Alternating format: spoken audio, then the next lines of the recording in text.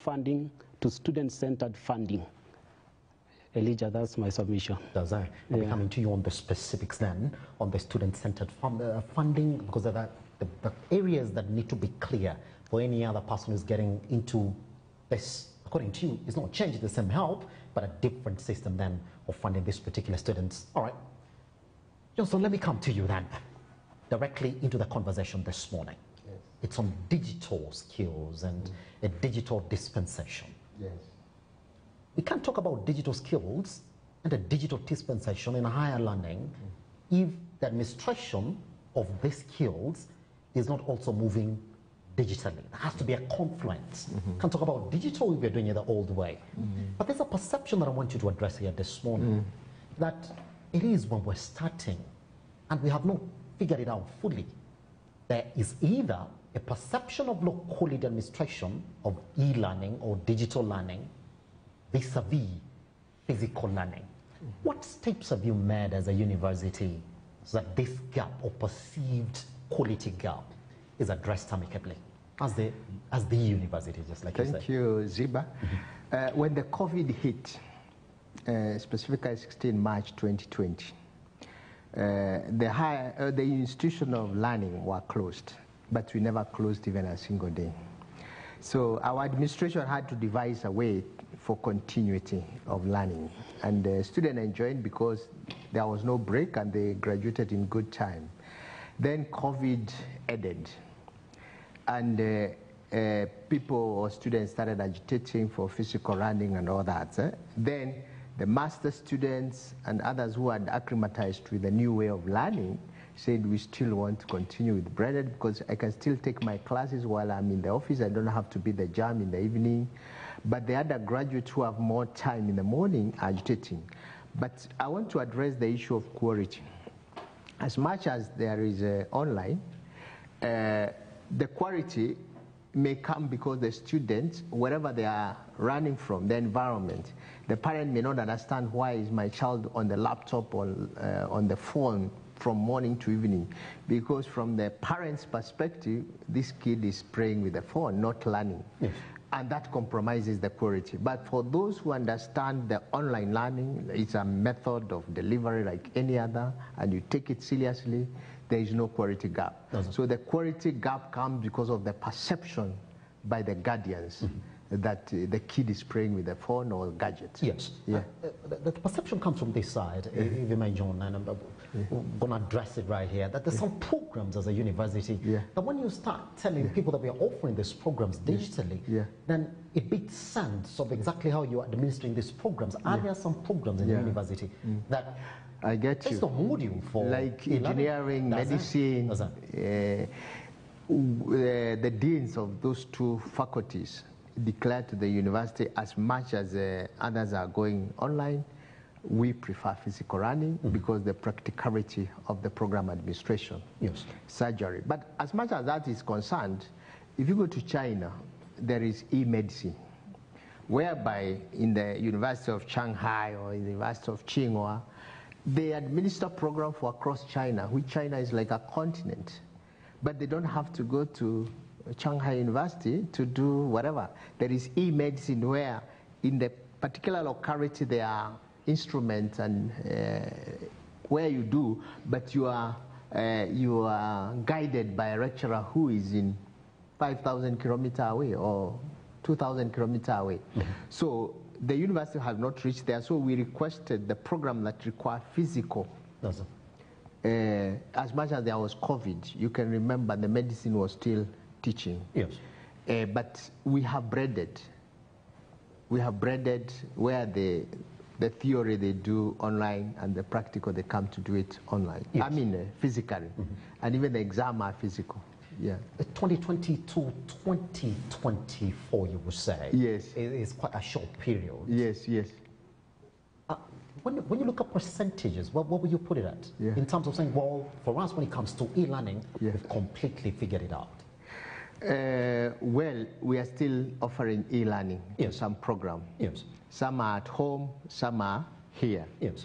But it has not compromised as it has been perceived in terms of quality. That one I can assure you. That there is no compromise of quality.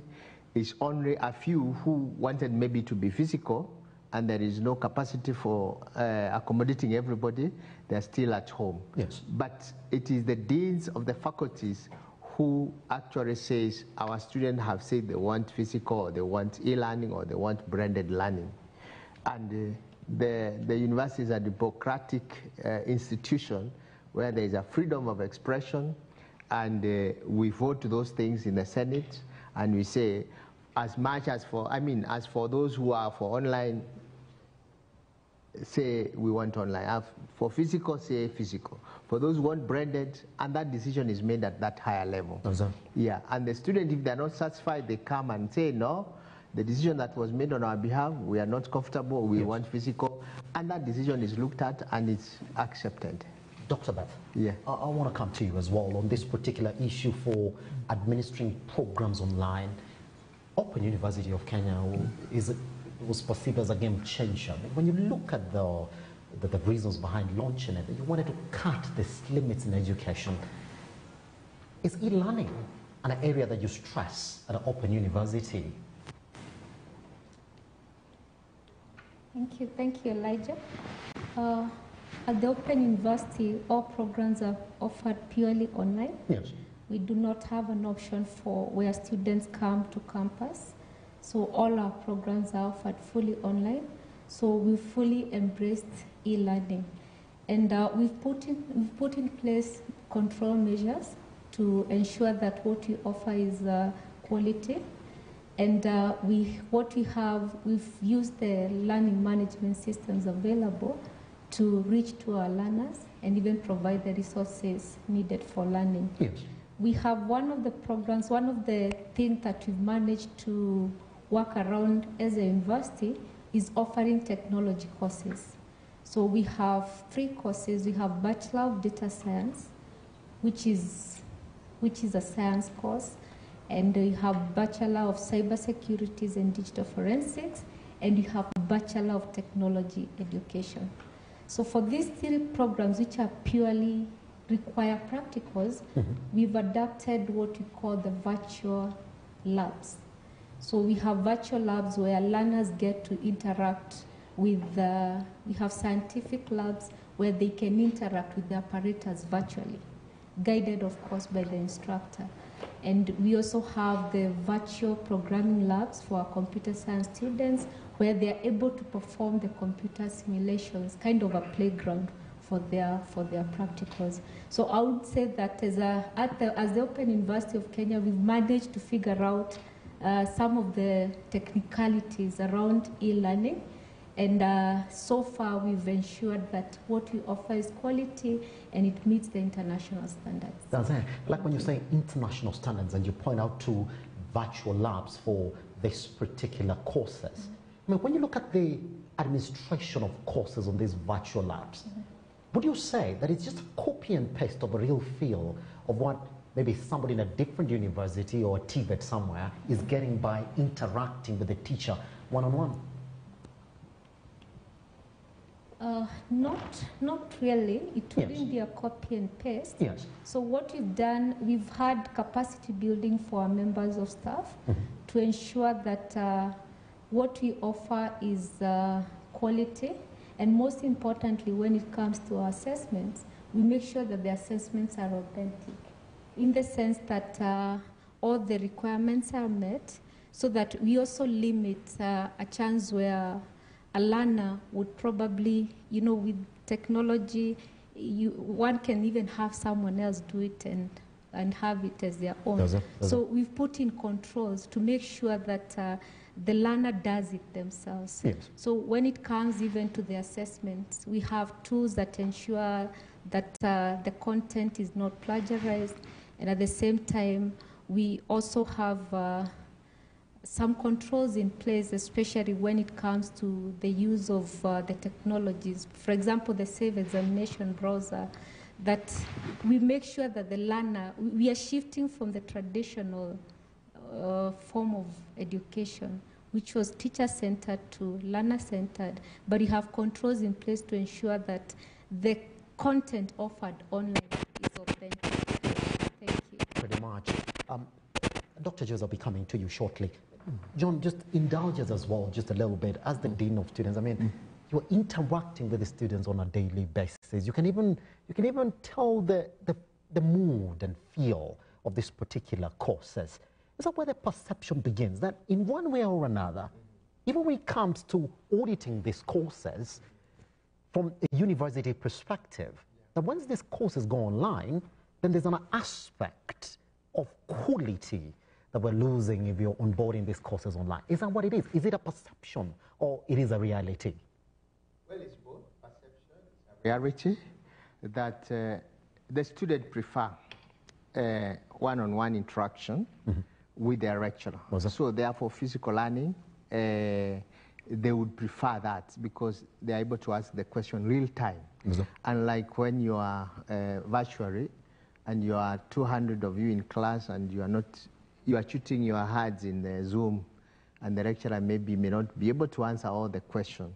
But when you are in class and you ask a live question, you're able to respond instantly. But the issue of quality, I don't want to say we are compromising on the quality. The issue is that you get maybe more understanding when you have one-on-one interaction with your lecturer. But as you have heard Dr. Beth saying, that controls and virtual learning is also another enhancing, because you have to move with the times, because you have to democratize education by giving people option. There are those who want to come physically, which we allow. There are those who want to stay at home and still do. So we listen the moods of the students. The lawyer said we want to interact in our moot court. The engineer wants to say we want to interact with our machine in the lab. The surgeons and the medicine says we want to feel the patient and the cadavers that we are cutting, right, physical. But you find political science may say, no, I'm okay being taught wherever I am. Yes. Yeah. So there is that mixed feeling of those who are for the digital and those who are against the digital. And as a university, we give those democratic space depending on the voices of the students. Pretty much. Yeah. Dr. Joyce, then just get us into the conversation then. Your authority is at a point where more than ever, if there was a time that all eyes were on you, it's right now. When everybody is talking about tech, digital skills, digital dispensation, a digital shift in every other part of the sectors of our economy. Let's talk about how you're ensuring that STEM first is properly emphasized and introduced in our education system, especially on higher learning, because unless it is ingrained in us, then this is going to be a song. Let me first start with, are you under pressure in the authority now that you're looking at the numbers of where we are as a country digitally? What I can say is that things are changing. Yes. And sometimes change is inevitable. And you either watch change, or you change with the times, or you do what has to be done. So we're looking at a case whereby even our students are not your average student. We're looking at a case whereby people are not waiting for jobs. You know the jobs that we do CVs and go to work? Yes. They're not there. We're looking at a case whereby every career that anyone chooses kind of gets digitized. We're looking at a case whereby we find that even our products have gone online. We have online platforms. We're looking at a case whereby how do you sell? It has changed. So at the end of the day, you find that even all the universities have actually added entrepreneurship, has added about digitization, has looked at a case whereby a student has to decide, I have decided to be a doctor. But yes, how do I also go online with my doctorship? We have actually online platforms whereby you can actually see a doctor online. They're there. We have My Dawa. I'm not promoting them, but there are people who are actually selling. You can get anything online. Yes. You can actually get a consultation online. Yes. And this is medical. You can actually have someone, the doctors actually come together to discuss a patient. So you cannot leave this out.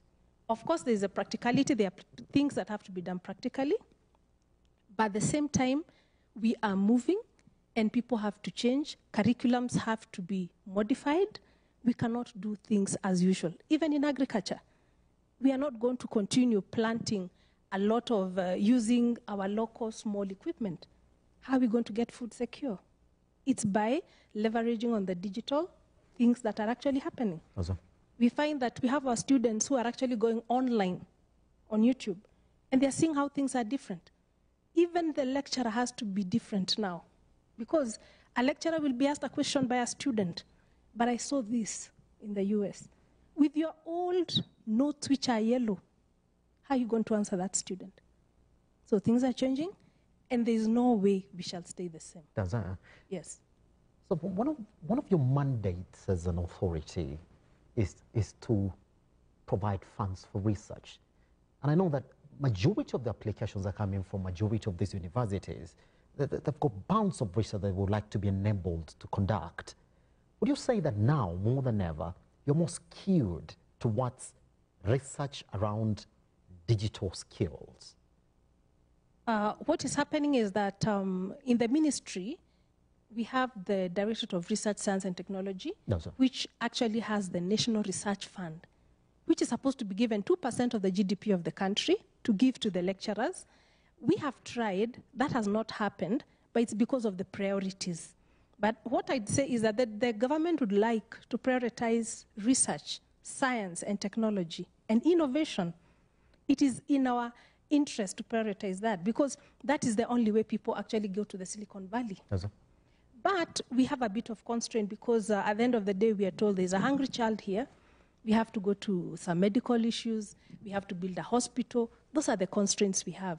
We're looking at a case where by our education system, some students are not even housed.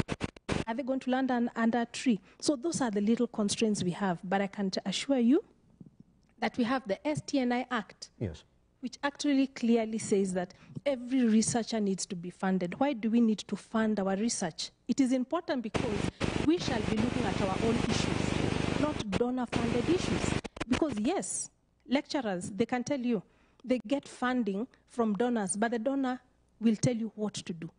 But we want to look at research for our own personal issues, yes, which can be able to look at our needs, look at our issues, look at our challenges. And that's why we say we are trying. I will not say we have delivered, but we are now trying to go and train our researchers and telling them, as much as you get donor-funded research, divide your research properly and have something that you can be able to meet some of the challenges that we have. And also we are trying to enlighten them that from the product, from the output that you get an innovation, yes, that you can be able to protect. Let us not give everything like we used to before. And then these are the things that are going to actually meet our challenges and meet our needs. And we are supposed to also know about our right. How do we protect our product? That's our research product. Yes, pretty much. I've got direct questions to you by then. There's just a couple of them they're going to look at. People are asking you, how is it possible that we do not have a Kenyan phone to date, fully and assembled in the country? I'll be coming back to you on that. And also your work on the county levels as well, because it's part of your mandate as well. Solomon, go back to you as well. Somebody said that the funding has changed. The system of funding students as opposed to funding universities.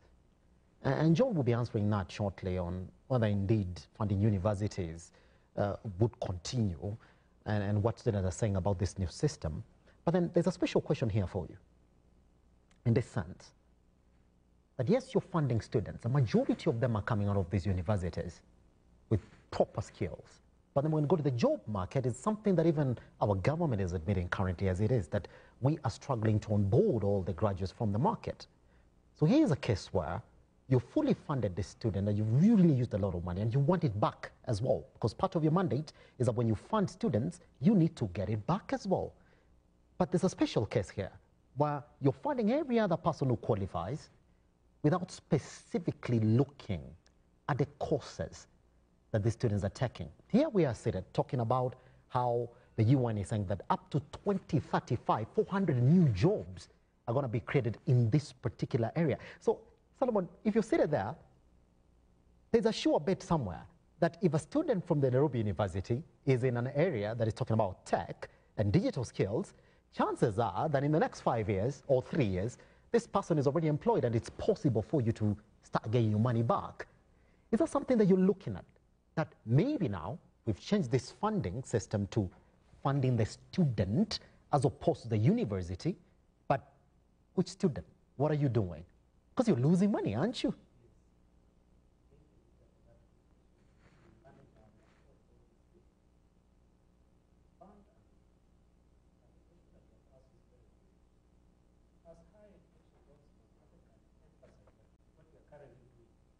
Of course, working in conjunction with the university funding, we are funding programs as per the actual program cost. Yes.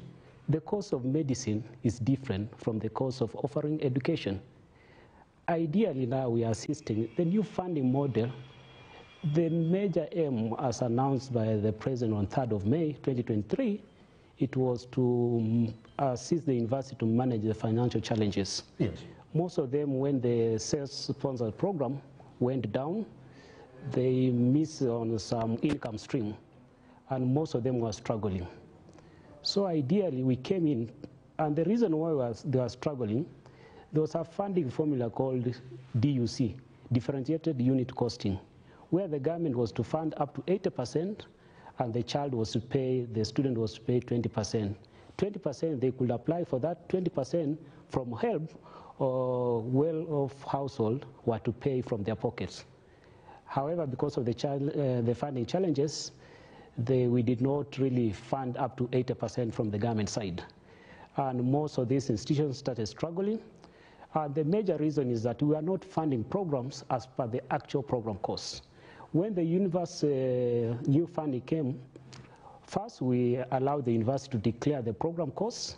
And when the students were selecting the program costs from the COOPS portal, they were seeing that this program from the University of Nairobi costs this one, and Karatina University costs this one. So we give them that freedom. As my dean said, you want to make education democratic. I picked that word. Mm-hmm. And ideally, when you fund as per the program costs, is a realization that programs are costed differently. And then the issue of funding the students' marketable courses, as a higher education loans board, we know that these students come from different households. The number of students getting C+ and above has been on an upward trajectory. Last year, 173,000 got C+ and above. Can those students really fit in a particular course that we see them, we value them as marketable? You go across the country, Elijah, you find that schools are different. We have those local schools. The government is encouraging 100% transition. Yes. Schools are different. Yes. Which are these courses which are perceived like marketable, like the University of Nairobi, H31, which is medicine and surgery, dental. How many schools are contributing towards this? And therefore, we are careful. We want to continue pursuing our mandate and say we support learners based on their level of need. We note that university, in their own evolution, yes, they come up with market-driven courses based on what's happening in the industry. There's a regulator, Commission on University Education. So as Higher Education Loans Board, you are given an admission letter. We try and fund you as per your level of need.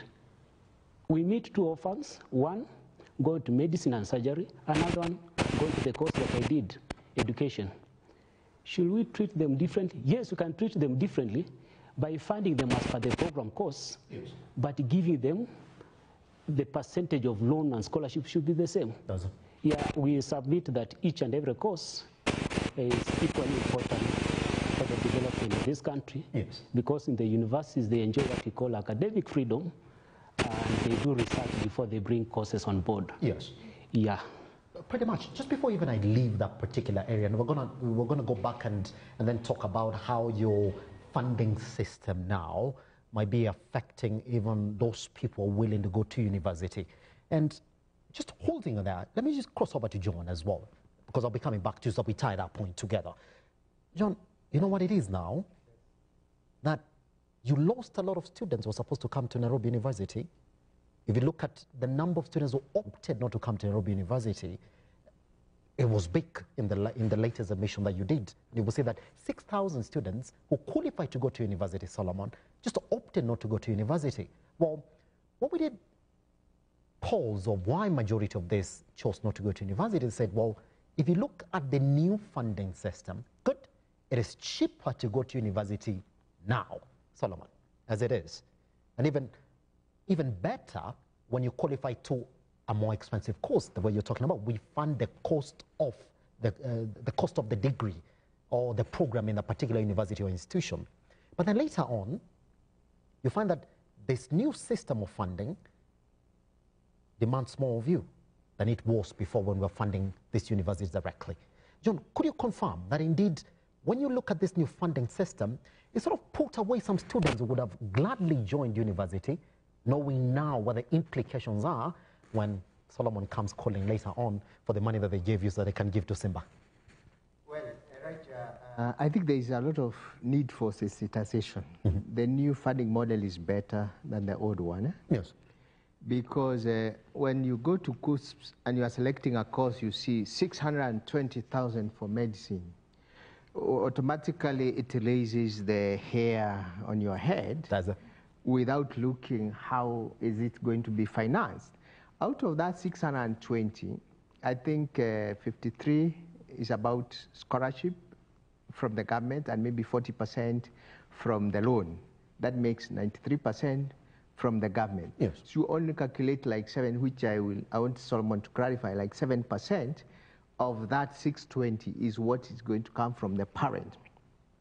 So I've received cases in my office. They said, I've been admitted to medicine. How do I raise 620,000? The first question comes, have you applied for the University Funding Board? They say, no.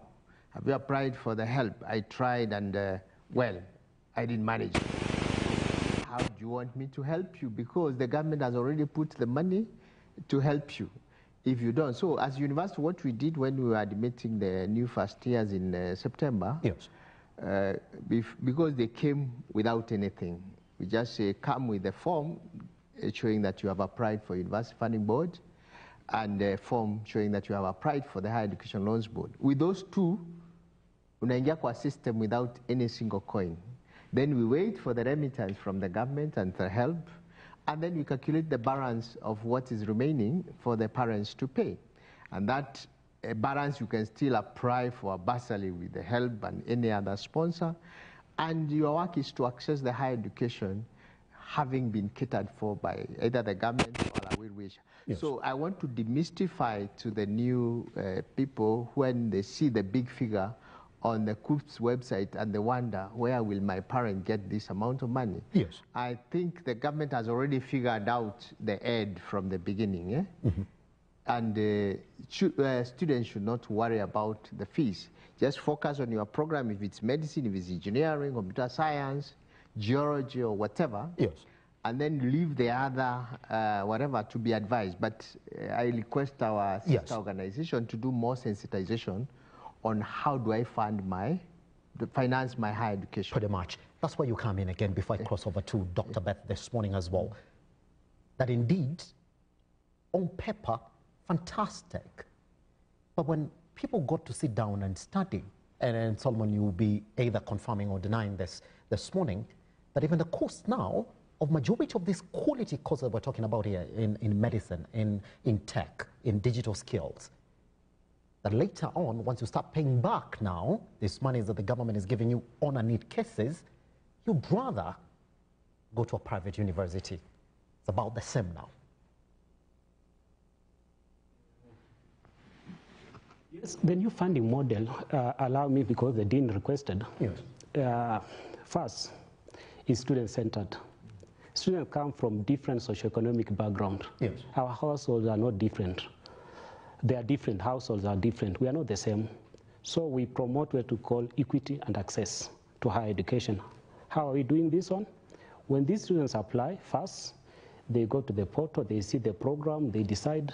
It's something we're encouraging even the family to discuss as they select the course, to avoid a situation where you opt for one university, We fund you, then the next thing you are feeling you want to go to another university. So it's a decision where parents and learners are encouraged to discuss before they settle on a particular course based on merit. And once they come to us, we allow them to apply. Since we opened the portal, we have put a very lengthy application period. It has never happened before. They started applying in September, August, they are still applying even now. The reason for that is to allow every Kenyan a chance to apply. Yes. The program, when they apply, we check your family background using various parameters, what we call needs test influence. It's just an allocation criteria. Yes. We measure the level of need, and then we rank you and we classify you in 5 bands. Band 1, they receive 70% government scholarship and 25% loan. And the household contribute 5%. 5%, yes. Mm-hmm. Come to band 2, they receive 60% scholarship, 30% loan. So the government is funding band 2 up to 90%. The household are contributing 10%. On a graduated scale up to band 5. And then besides that one, we are giving these students upkeep, different, which is not factored as a result of program course. You have band 1, they get 70% and a less loan burden. We believe that these are social intervention. These students from poor families, once they graduate, they go back and start fixing their homes. If we load you with a heavy loan burden, sometimes we may jeopardize why you went to school. Most of us, because of black tax, really you find that if you're firstborn, you go back and start fixing your home. Okay. So we lessen the loan burden, yes, but you receive proportionate scholarship. So we're making it possible for a very poor child who has selected a course like University of Nairobi, Medicine 543. We are giving 70%, 25%, and a household 5%. That household also, you are given 60%, 60,000 as upkeep. Yes. So ideally, yes, I agree, there's need for sensitization, because most of them, when they are seeing those figures, they could not figure out how they are going to finance. But we are financing these students. We're intensifying sensitization. We have had online meetings with the universities, dean of students, and they're encouraging these students to apply. And then another positive thing from government, when these students were being admitted, there was a directive that you admit this student without asking for something, pending application of loan and scholarship. Yes. And therefore, in my own submission, I believe we have taken care of very needy cases, yes, who ideally could have missed out. A departure from the old system where we come here in this university. Dean's child is here, Doctor's child is here. They come from different backgrounds. They get the same fee structure, they pay, and even the source of the fund is not differentiated. So the new funding model is encouraging that people who are needy, they should be given proportionate support, yes, to ensure completion. Because if you fund someone and then it drops along the way, that one is wastage, because there's already government resources, yes, spent on that particular child. Pretty much. Yeah. Solomon, I'll be coming to you on that. It doesn't get easier for you, but there's so many questions that are guided to you. And I will sort of hint into the next question that you have to answer, that in this country, the education system is sort of social, where you have churches sponsoring kids to private schools and universities. So when it comes to deciding who is needy, we would like to know how help essentially goes and says, yeah, Simba is needy, Simba is band 1, John is band 3, all the way up to the end, because the people are pointing gaps in the system. We'll come back to you on that. All right, Dr. Beth, let's talk about your programs then. And it's a good thing that Open University is stressed on what we're talking about here today, especially those 3 areas that you're stressing on digital skills. If you look at where we rank as a third world country that wants to get into the middle income economy zone, they say we're making steps. And launching that university is essentially a step towards achieving that. But a particular program, they said that we have to compete with international standards. The curriculum that you do have right there at the Open University for universities was launched in this century. I'd like to think it's up to standards. Could you buy us into the creation of your curriculum? Is it market-driven? Thank you, Simba. We went through a rigorous process while developing programs for the Open University of Kenya. And what we did, we brought in expertise in the different areas of specialization. And we put in a lot of work to ensure that the programs that we developed were meeting the needs of the market. And most importantly, for all the programs, the 7 programs that were developed, we started with a needs assessment, especially from the industry, because we wanted to develop programs that would tap into the industry and actually be able to produce graduates who can fit into the industry. And so what we did, we benchmark around, both locally and internationally, and ensured that the content that was developed was up to standard. Yes. And we were guided by the different guidelines, starting with the Commission for University of Education. And I think for the first time, the Open University would be the first university programs were approved in a very short time, because we ensured that we met even the tiny bitty details that were required by the Commission of University Education. Some people will view that as a negative. John said it right to you. We tell you, University of Nairobi even takes 15 years to get a program approved. No, we did a good job. We brought in the expertise.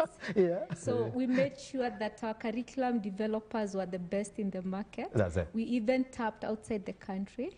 And so we did a lot of consultation as we developed the programs. And we can say that our programs are up to the standards based on the kind of students we've attracted. We have both local and international students in session at the moment.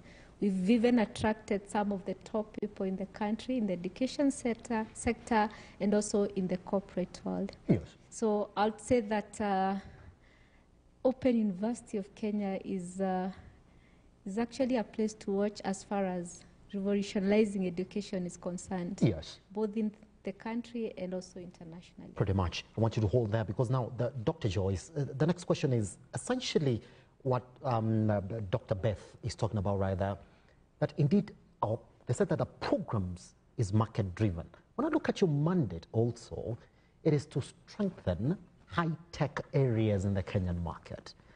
How closely are you working with these universities that are giving you these people who are coming to fit in these markets where you're told go in and strengthen these areas? Thank you, Simba. That's, it's a bit difficult. Yes. Because to be honest enough, sometimes when we do curriculum in the universities, we're supposed to work with industry. Because industry is the one that can tell you, this is the kind of person I have. Does it? Unfortunately, industry has been complaining. You know, sometimes it's good to say the truth so that we can be able to know where the issue is or where the rain started to beat us. Does it?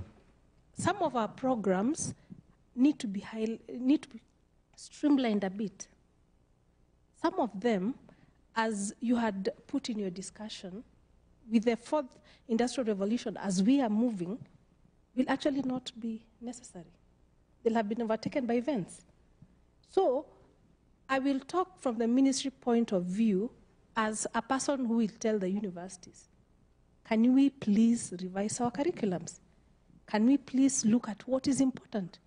I know cases whereby, as an international standard, you are able to only have intakes every 2 years, every 4 years. It's not a must to take students every year for some courses. No, sir.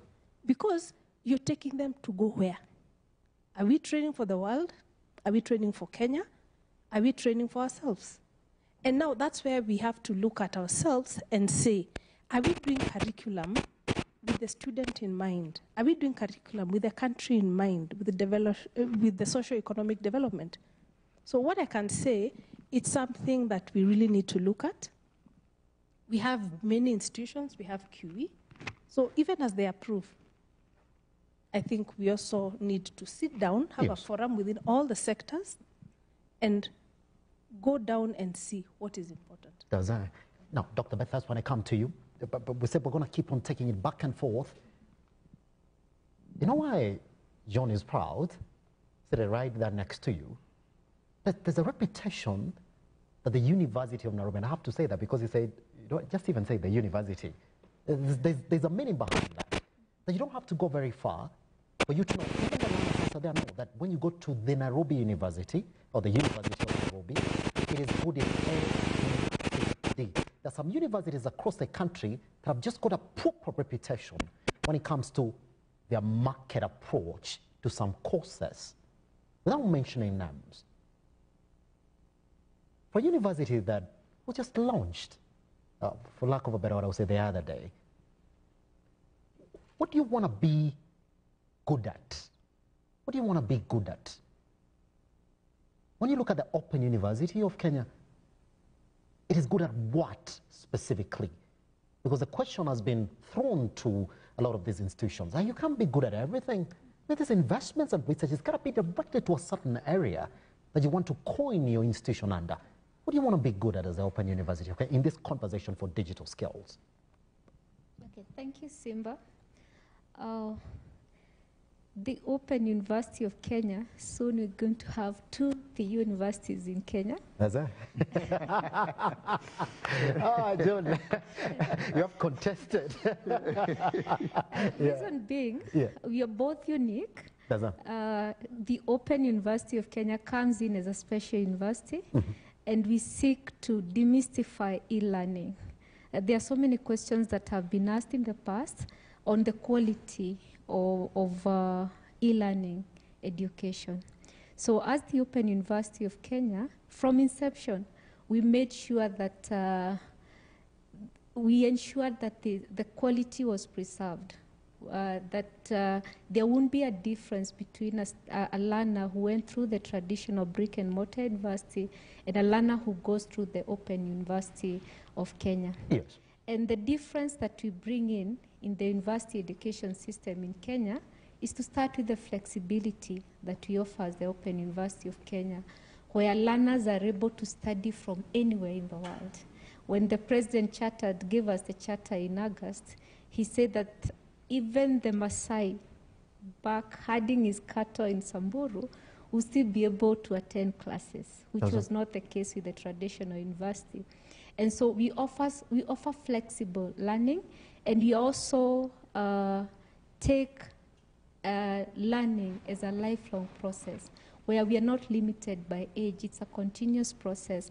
And we actually opened up admission to those who are limited earlier on by the limitations that were there. We had admissions were limited by a certain number. We had some limitations on location. People could not move to where the universities are. Yes. So we've broken all those and made university accessible to everyone. And the other advantage that we bring in as the Open University of Kenya is the inclusivity. So look at the traditional university. How well do we accommodate people with disabilities? You know, someone having to move around in the university on a wheelchair, maybe guided and assisted. But with the Open University of Kenya, this learner who is differently abled is still able to pursue university education at the comfort of their home, yes, where they don't need to be assisted and they can do it without having to go through so many logistics. The other advantage that we bring into the education system in Kenya is the affordability of the Open University of Kenya. We've cut costs by almost a quarter. The most expensive program at the Open University of Kenya right now is 115,000 shillings a year. So no need to, the learner can still go through university education at the comfort of their homes, thus lessening the burden on the guardians. In terms of the facilities, we have the virtual labs. You can imagine how much it costs to set up a physical lab. But it wouldn't cost as much to set up a virtual lab, so making it easier for us to offer still quality education at an affordable fee. That's it. Thank you. Pretty much. John, I'm just going to give you a minute each because we have to go for a tiny breather right here on this career fair and then come back. So this question I'm asking, John, I want to have to elaborate once we come back. The place of education and skills in a digitally disruptive era. John, why haven't we had a mobile phone created by the engineering department from the University of Nairobi? Why are you proud? Yes, good question. And I think the government and the university are on the right track. There is a university next to Open University in Konsa called KAIST, Kenya Advanced Institute of Science and Technology, that is coming up. It's a model of Korea Advanced Institute where they make LG, Hyundai, and other Samsung phone.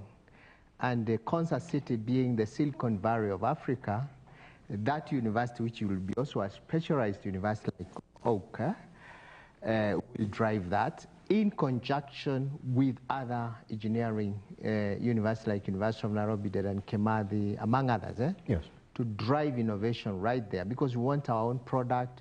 Jomo Kenyatta has their own Taifa laptop. Others are coming with the phones and all that. So, as Beth said, the best is yet, you are yet to see the evolving landscape. John, are you escaping to talk about the University of Nairobi, biggest innovation? And as we come to the close, that's it. I want to applaud the government that we are spending 600 billion on education, which is a quarter of the national budget. And for us to get a return on that money, on investment on that money, we have to empower students to get jobs, to get innovation that will create money to power the economy. That is one thing. The second thing is we have to internationalize our education. Kenya is one of those countries in Africa that has pushed education to a top notch. And Liberians would like to come here, Malawians, Zambians, Namibians, and others to come here. But we have to create the right environment for that. Once we bring the international and the local, it becomes the boiling point. Yes, John. Just before, I want to give you time to elaborate on that, because there are even more questions on that for you on this question as well. Dr. Beth, again, take us on a break like this. When are we going to see the first innovation from the Open University of Kenya? How close are we to see the first innovation? Just 15 seconds, you're the one who's going to take us to a break. When you look at exactly what's going on at the university, when are you going to see the first innovation? I wouldn't want to give a timeline. Yes. But very soon. Very soon. Watch this space. That's it. Watch this space. But watching it, that's it. Guess what? You are right within the career fair that you actually need to be watching today. The numbers are so much against you. You know what? Once we come back, John is right here as the Dean of Students. There was something that was released by the KICD a couple of years back. I want to bring to your attention to that. They looked at a couple of courses that were being offered in our universities. You know what? They said, redundant, and what? A myriad of them. Then you go look online and you see the complaints of the students who had actually gone into these courses. But there's something that the government is floating currently as it is. It's not okay for universities to go in and offer diplomas and certificate courses to students. Let's leave that to TVETs and colleges in the country. That proper distinction. It's a good thing John and Joyce are seated here. John, are you worried that you're going to be losing a couple of students in just a couple of days? And what is your stress on diploma and certificate?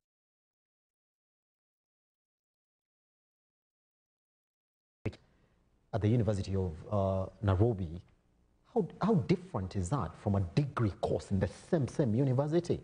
Once we come back right here on a Look Up TV, guess what? Those questions, let them come in as they are. Currently at Look Up TV across all your social media platforms.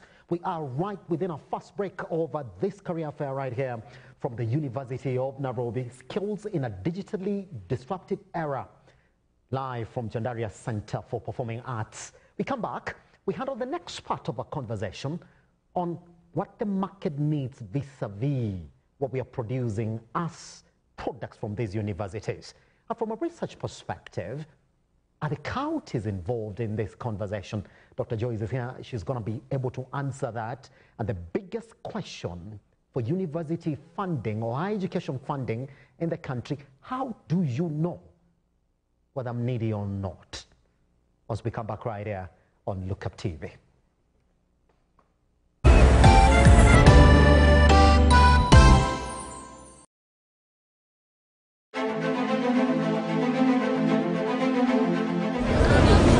Kuma utongoria uria munene wa bururi uka nginyagia hau hakuja Wanjiku ni kurira ararira woyi wakwa ko ni kurio hakwa nino nyende maandamano mambie rucio tondu thirikari ino ni tuhinyiririe haria tukinyite ati acio me ofisi-ini cia ubunge na kuria kungi ti aria twacagurire acio nio meheire mandate eka thirikari iratwendera atia. It is my duty and indeed the duty of every citizen of Kenya to pay their share of taxes. There are a number of proposed tax measures will have significant negative impact on taxpayers. Kiuria gia kuongerereka kwa garama ya muturire ikionekana gwakiriria o gwakia kuma riria ndeto cia ugikuyu ciokire bururi uyu noguo njohira ingihire kuma kuri anake agikuyu. Hihi murugamo wa thirikari ni uriko? If you want to remove our trousers and whippers on the buttock, go ahead. We don't have the money. Wege na urumwe wa Mugikuyu ugatuika niyo ndama ateti megwateire. We are where we are today because of it is because of Uhuru Kenyatta. Ihinda ni kinyu twarie maria matukonie ithui nyumba ya Mobi. Ruri ndiye gutari na minwe maandamano maria mareho ni baba wanyuka wanyuri gutiri mundu aravu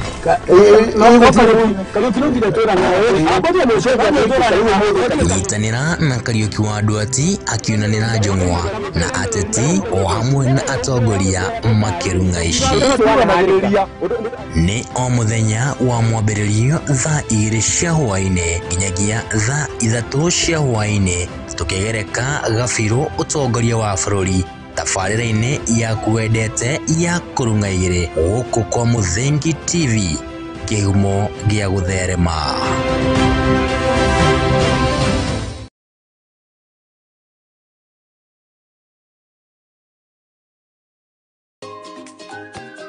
Mithako marebeta nyĩmbo cia ũndũire tũcunjĩ twa Bibilia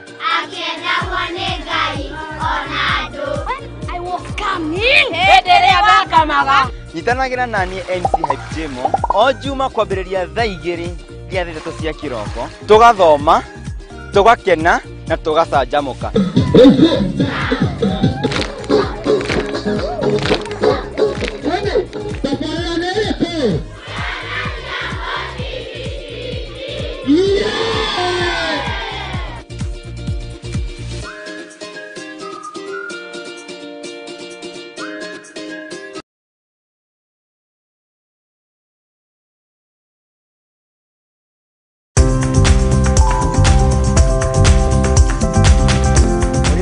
Gutiri ngware ebiso nikio na ithue ria nauma ngo-ini tukiumagara tukeribariba niguo tukahange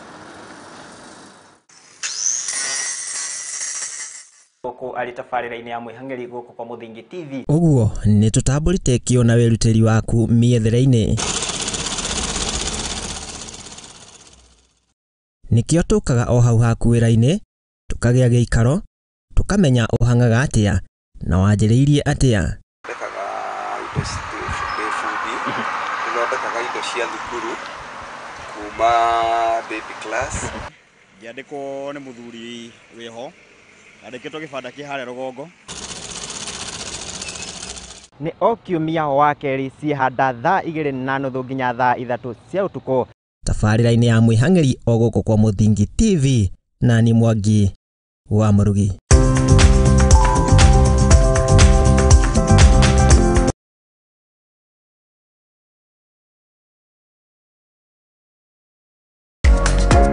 Kihoto kiunaga utamugete na kuona kihoto watho ni ufataranagia watho ukoragwo wa guteithia mitugo na mikire ya maundu hari andu othe na watho ugite ni 3 months with full pay ndwagirirwo gutwarwo police station kana gutwarwo criminal court ni undu wa defamation na nikio ni nawe tubatie kumenya uria mundu angietha kihoto giake mwana ena right yake na mwana we ni innocent yote iriko na muthuri na mutumia tokoga na indo ikwari watho ni witikiritie ciana icio utigirwo nyitana nani Wairimu wa Kimani guku kwa Muthingi TV wakana thaigire cia hwaini tuthome na tuhiganie ciĩgiĩ watho amu guku nikuo kihumo kia gutherema.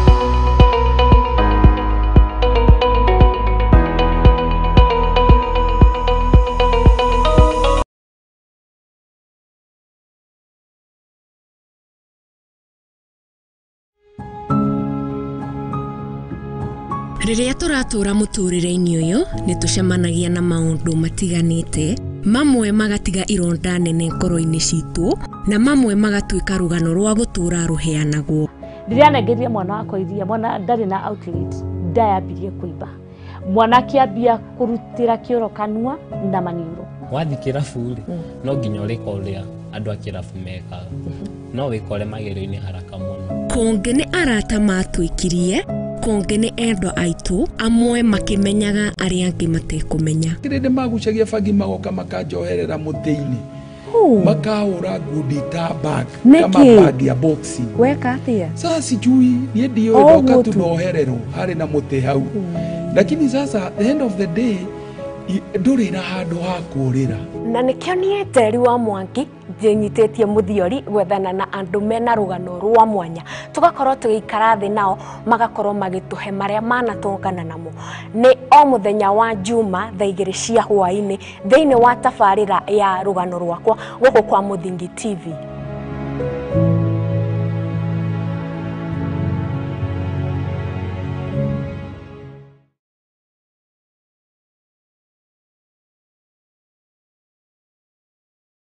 Asa. Ndarega asa.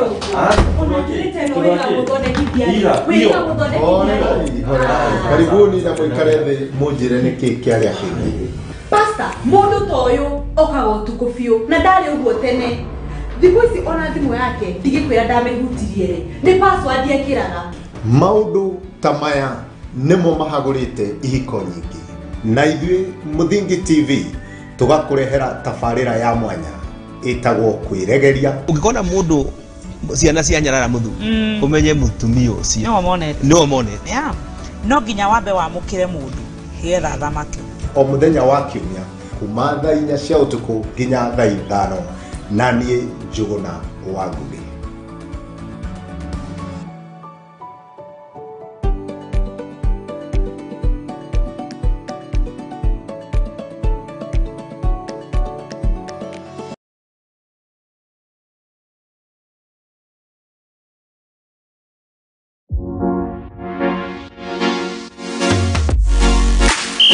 Waigwa biringi ya huho kamenya ni hindi twi ona wa Max tugutwera nginya iharo-ini atukumenyithia ciĩgiĩ athaki mithako nondano na maumĩrĩra ma mbĩtĩka cia kagi gwĩthambĩra mahenya cricket hockey gonya na ingĩ nyingĩ gũkũ bũrũri-inĩ ona nja wa bũrũri.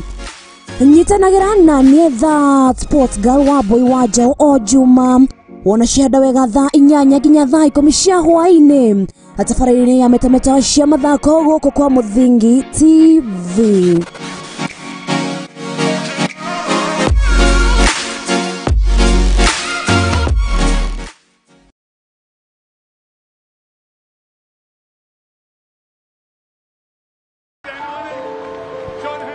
In the heart of Nairobi city, this February, a divine convergence will take place at Nyayo National Stadium. The churches of Kenya extend a heartfelt invitation to you as we welcome God's servant, Pastor Benny Hinn, renowned for signs, healing, and miracles. Join us at Nyayo National Stadium on the 24th and 25th of February 2024 from 3 p.m. daily. Witness the miraculous and be part of a spiritual encounter that will transform your life. I want all of you in Kenya to be there at the crusade. This powerful meeting has been made possible by the generous support of the churches of Kenya. For more information, call 0796 92 8052. See you there.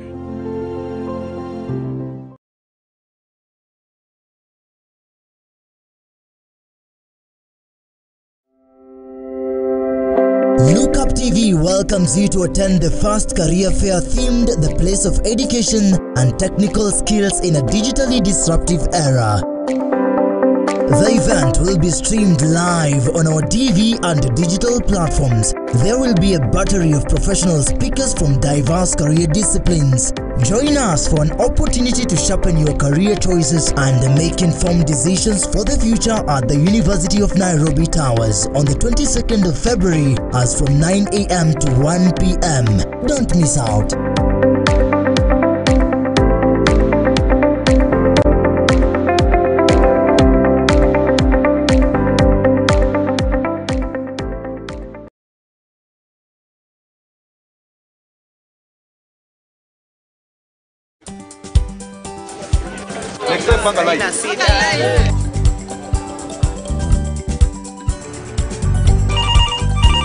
Tere, mambo ni mawili, kufikisha, kumwaga na kurudi. Kulala ni mwaka mpya.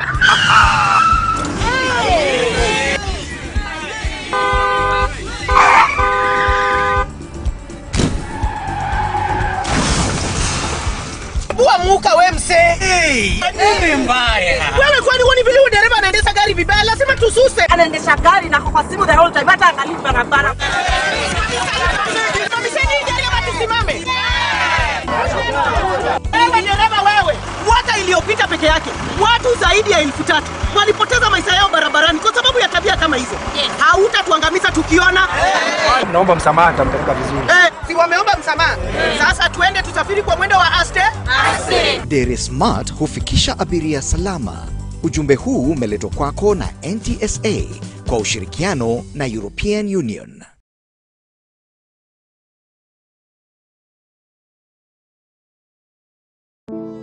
Save a Life nĩ gĩkundi gĩtarĩ gĩa gĩthirikari kĩrĩa gĩkoretwo gĩgĩcenjia maica ma andũ ngũrani ngũrani Kenya yothe.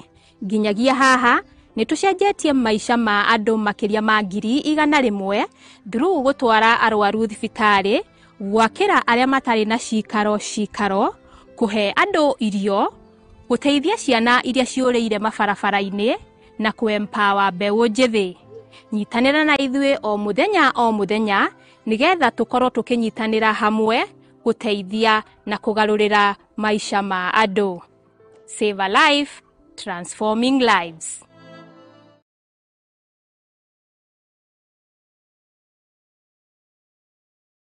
Ure mũrĩmi mũnini na nĩ ũrabatara ngwatanĩro na nyũmba ya mohoro. Ihinda nĩ rĩrĩ, amu Mũthingi TV nĩ ĩrakũhe mweke wa kwanĩrĩrithia kĩmenyithia nĩguo ũkũrie biacara yaku na njĩra nene.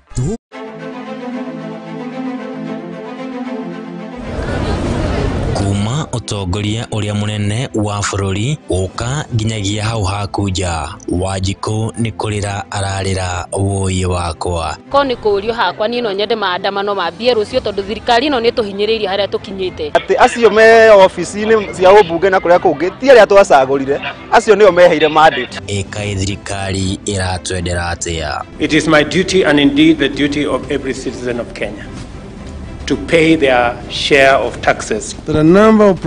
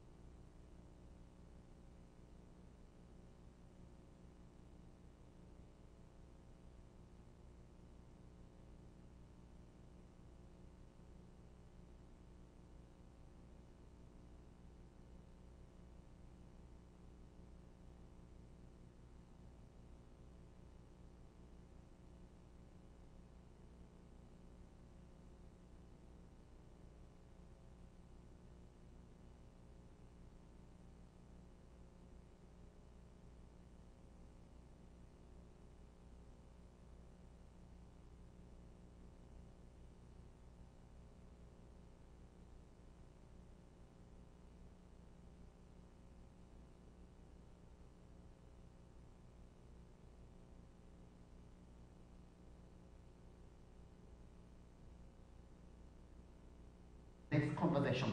We then introduce Dr. Ekran Dungu, who is the Kenya National Association of Private Colleges. Dr. Ekran, how are you doing? Good. Is it morning? Yes, still morning. Is it? Good. Good morning.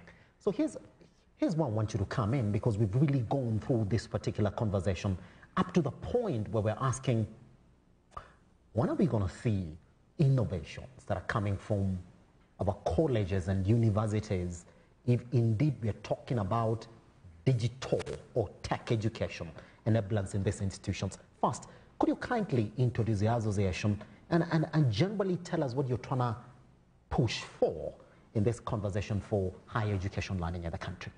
Yeah, thank you, and good morning to my fellow panelists and our esteemed viewers. Dr. Ekran Dungu is my name, the chairperson, Kenya National Association of Private Colleges. Kenya National Association of Private Colleges is the umbrella body of the private TVETs in the country. We've been in existence for over a decade now, and we have been involved even in the shaping the TVET sector in the country, including participating in development of the TVET strategy for Kenya as an association. From actually formulating the TVET Act, we are actually one of the few sectors in the country that walked to government and said, we are a sector that is not regulated, can we draft a law to regulate us? So that, I don't know how old you were when prime time news would say commercial colleges, but you never hear that word again, because of course we are a part of contributing to education in this country and producing the technicians that are really needed for achievement of our Vision 2030, Agenda 2063 for Africa, and now the UN Vision 2035. So we are very involved as a sector. We have 2,200 private students in Kenya. Yes. That's pretty much. And I would like to come to you later on in this conversation just to pick up exactly where we left. Solomon, I told you we're going to come back with you. It's a good thing that, that Dr. Ekran is with us here as well. She's going to listen in and come up on this conversation for funding students to attend these TVETs and colleges across the country. So let's go in then. And I told you, this conversation for funding students, I've had it before from the affected people. Cup TV, we normally hold these conversations where you sort of have town hall conversations about areas that matter. To university students and college students from across the country, 15 of them, put them in the studio. And then we ask them, now there's a new funding model that has been pushed to you that is classifying you on 5 bands. Some of you are going to receive loans on a heavy chunk of that percentage. Some of you are going to receive scholarships on a heavy chunk on that basis. But this system is essentially classifying this learner on a need basis. So I want kindly for every learner who's watching you this morning, why can't I self-introspect and say, I am very, very needy, and so I need 70% government funding as opposed to a loan? A very good question, Yes, sir. I want to encourage viewers who are listening in to this discussion and want to assure them that over a period from 1995, yes, we have developed a watertight means testing instrument that measures the level of need.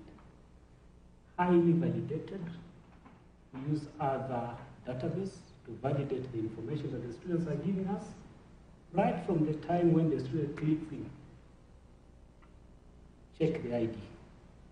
We validate against IPRS. We know you are male or a female.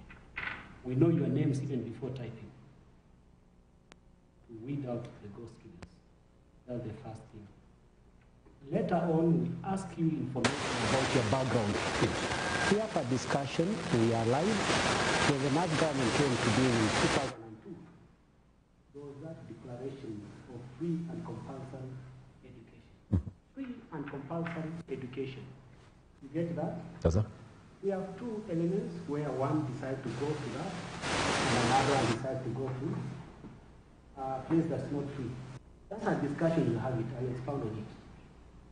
We are parents' socioeconomic status. We're asked where you work. Sometimes, you know, students, the way they are, Yes. they give us, they like saying peace and farmers. Yes. We validate that information, then you find you're working, let's say, in TSC. Does that? They just put you somewhere. Dr. Solomon, sorry, and I don't want you to hold your thought right there. They have to check your mic shortly.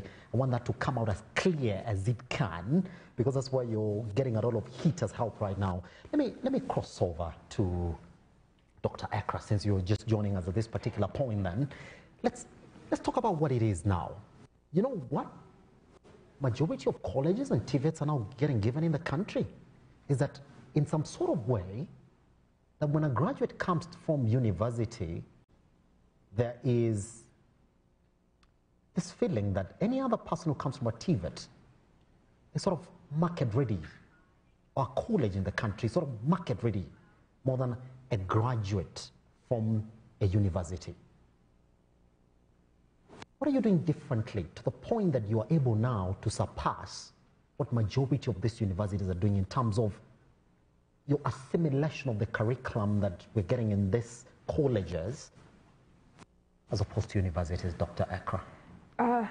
Thank you. As I mentioned, we have been involved in the development of the TVET strategy, that is including the formation of the sagas that are responsible for that. Yes. And we have one,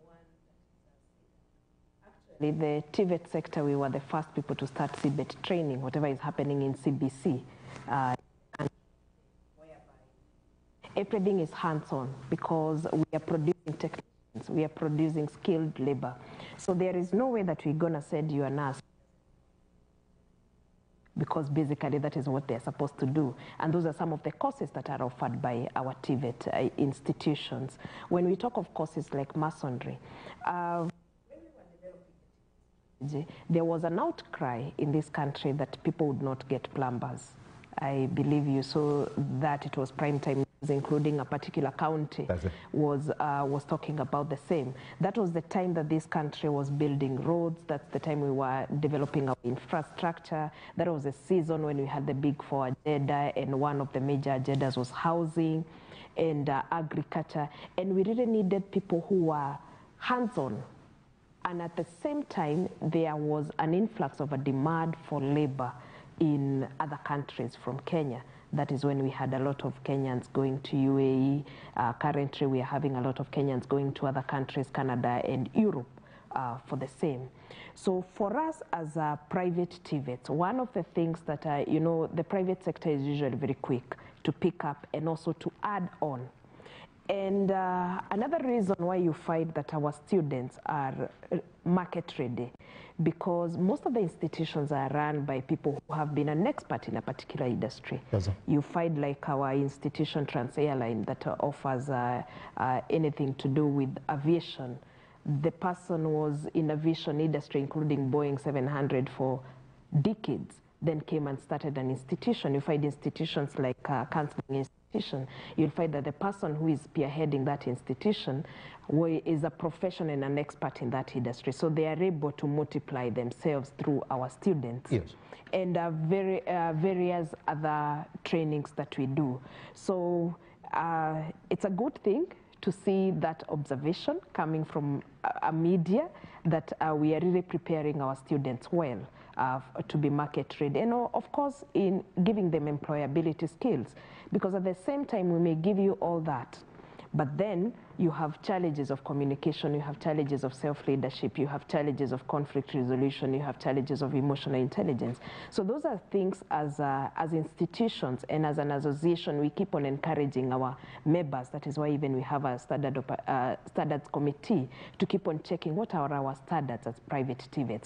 What are we doing? What did we do good last year? How can we improve ourselves as institutions so that we can be in the limelight? Because we can only do something different because our brother here does not support our students. They don't give our students funding. When it comes to COOPs, they don't give us students as private TVETs. So we can only enhance ourselves to make ourselves attractive to the market so that with all the support in other areas, they can still choose to come to us. Pretty much. You introduce a spanner in the wheel and I'll be coming on that as well. Dr. Joyce, you know what? This conversation essentially keeps on coming back to you. that even with whatever we're doing over the other side, as the Open University, as a help, as a private colleges and institutions in the country, again, the entrenchment of this particular conversation, again, would follow your institution all the way to the counties. There's a particular mandate that you have, that indeed you have to follow up where the counties are in terms of their research, and even make sure that marginalized groups in the country, especially women who are running small enterprises, are also educated or open to research, especially on digital skills and tech. Have you been able to meet this? And could you give us an update on the counties? What are you really trying to achieve in the counties in as much as this conversation is concerned? And when it comes to marginalized groups, especially women, what advances have you made that you can report to us here today? Okay, thanks a lot, Simba. What I can say is that with the Ministry of Education, yes, we find that there are STEM schools dedicated for STEM. Because you see, you cannot introduce education without first going from the basics. So we find that we have those schools that actually reach the counties. Then at the same time, we have the TVETs. At the same time, we have the universities. And then they are the ones who actually are our eyes on the ground. Because when it comes to, when you're introducing education and all this, it actually has to go through institutionally. Yes. Yes, so that you can be able to go to the counties, where you can go and say that how many marginalized people. Because you see, even when we look at the equity and equality, yes, this is something that is also undertaken in each and every institution, be it in the primary schools, the secondary schools, and also the universities and the TVETs. So when all these are put together and we have regional balancing, let's say scholarships are being given. Actually, you find that if your students in maybe Nairobi, sometimes you'll wonder, why aren't we getting? It's because consideration has to be given for everybody. Mm-hmm. So these are considerations that are being given, yes, and they are always done at all times. Now that we have devolution as well, in this conversation for entrenching these digital skills and tech research in the counties as well, have they been open to you? What are the counties doing? Because when you look at this entire conversation, again, you'll go back to the single most, the basic definition or division of our country, which is a word, which are found in these counties. Are you happy with what they're doing, and what are you doing just to make sure that this tech and research in tech is essentially starting from the county levels? Yeah, what happens is that sometimes there are innovation fairs. Mm-hmm. So most of the institutions that I can say, there's like the STEM Power project that has been happening. Awesome. So it's in the universities, though it's something that the universities look for at a personal level. But they are told, don't only use it with your students alone, involve the community. Awesome. And that's why it becomes a bit tricky when a university is told to only give degrees. Because at the end of the day, there are people who can be in the university, but are not really in the university. And these are the kind of people who are now being incorporated as the community around. Yes. Mm-hmm. So there has to be a space for them where they can be able to learn and they can be able to get something from the university. Because when a university is in a community and it is actually not helping the society, yes, there's an issue there. Yeah. Dr. Beth, it gets interesting then. I keep on referring to Open University because if there's somebody who has a very fresh curriculum, especially in this conversation of tech and digital skills in education, it is you. That is very fresh, that you know the immediate needs of the market. So let's take a step back and say, how radical is your curriculum? Dr. Joyce is saying, well, you don't have to go to university to get a degree. There's been this question of that colleges and TVETs in this country are releasing skill. You know what? Skill is what the market needs. It doesn't need a degree. It doesn't. What is Open University of Kenya doing about this particular area of releasing skill as opposed to, and for lack of a better word, because it's been there, it's a cliche, but I'm going to say it, that it is theory-based education. And just before we went on break, I told you that to the point that some employers now would take a university student, train them first on their coast before they onboard them onto the market. But that is not something that happens to students who are coming from TVETs and colleges in this country. They sort of go directly into the market.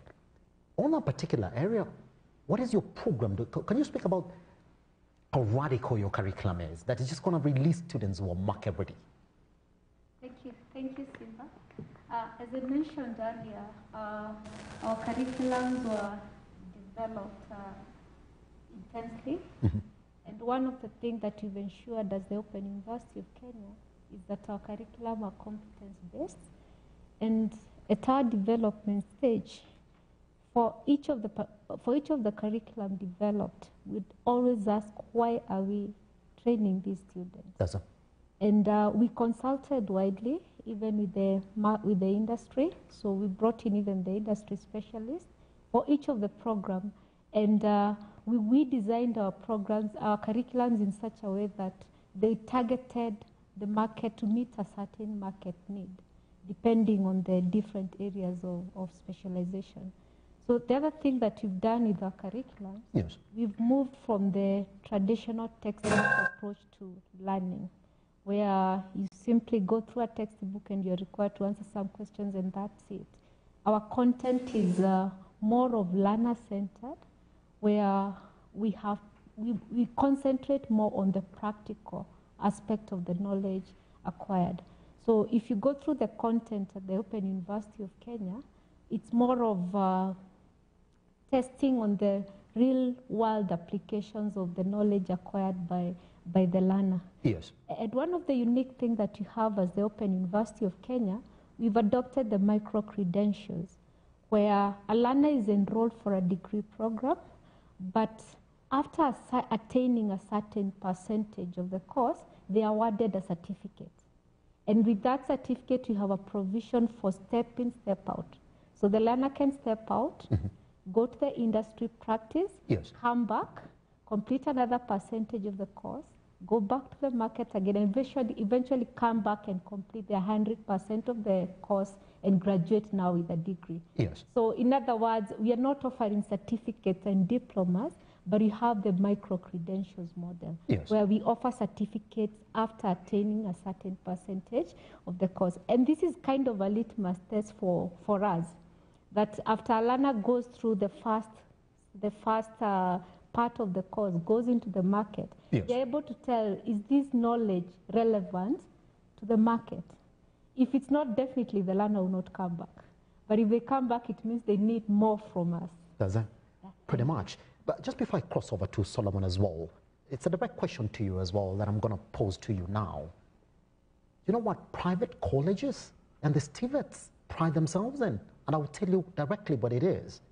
That if you go today and you ask them, how many students have you released in different sectors and industries across the country? Because they're using that as a marketing platform.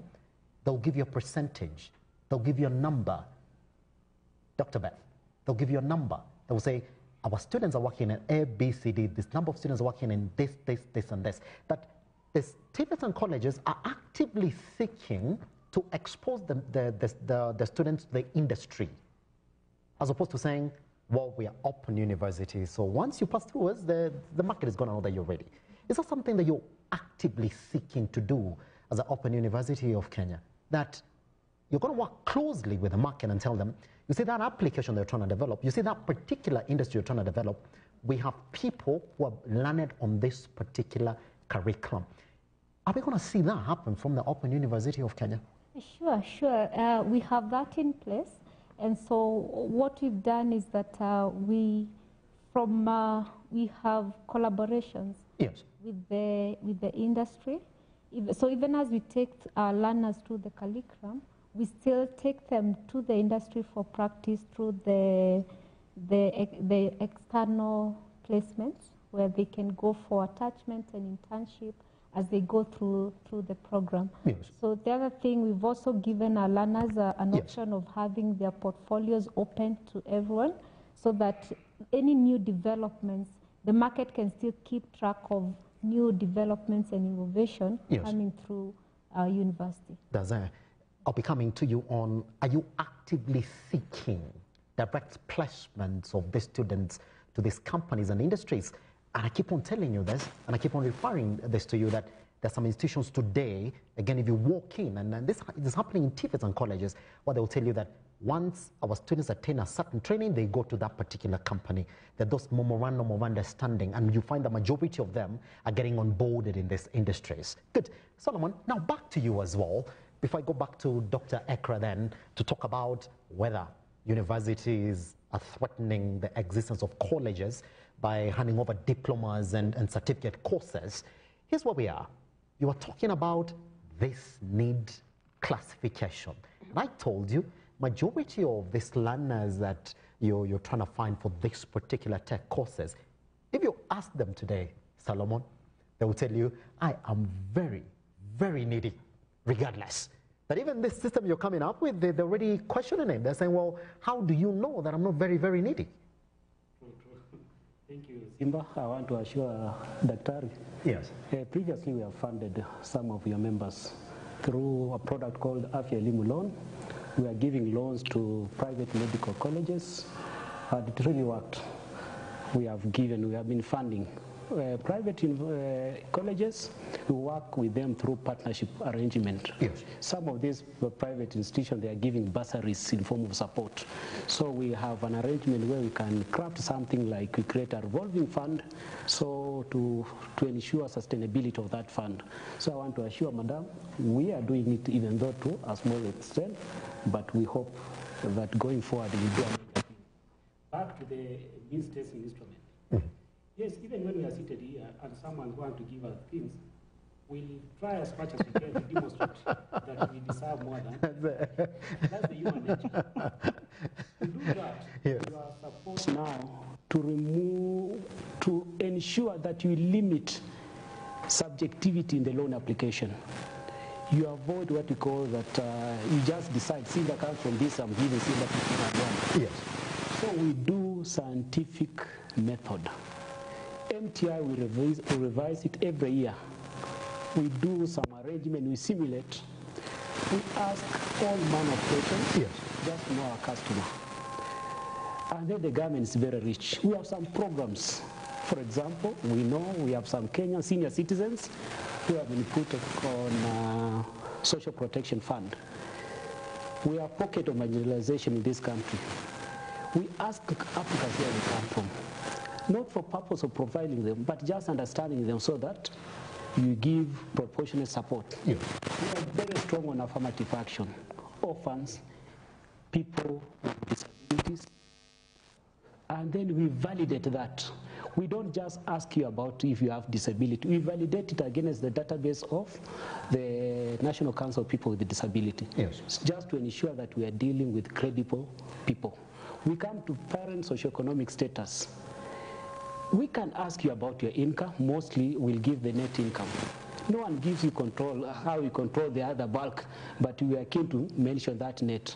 Because we are competing things as parents which you want to do, and therefore if you just ask for the net income, we may not really get a true picture. Yes. But through your background, the spending on education, where were you in primary school? Where were you in secondary school? You and I, we can be in alliance, but how did we pay that fees in alliance? You went there through an act of charity. When you're asking that application form, there's a place where you ask, were you sponsored? Then you give evidence you attach. We know as government is giving bursaries to students through an Afya, through Elimu scholarship. Yes.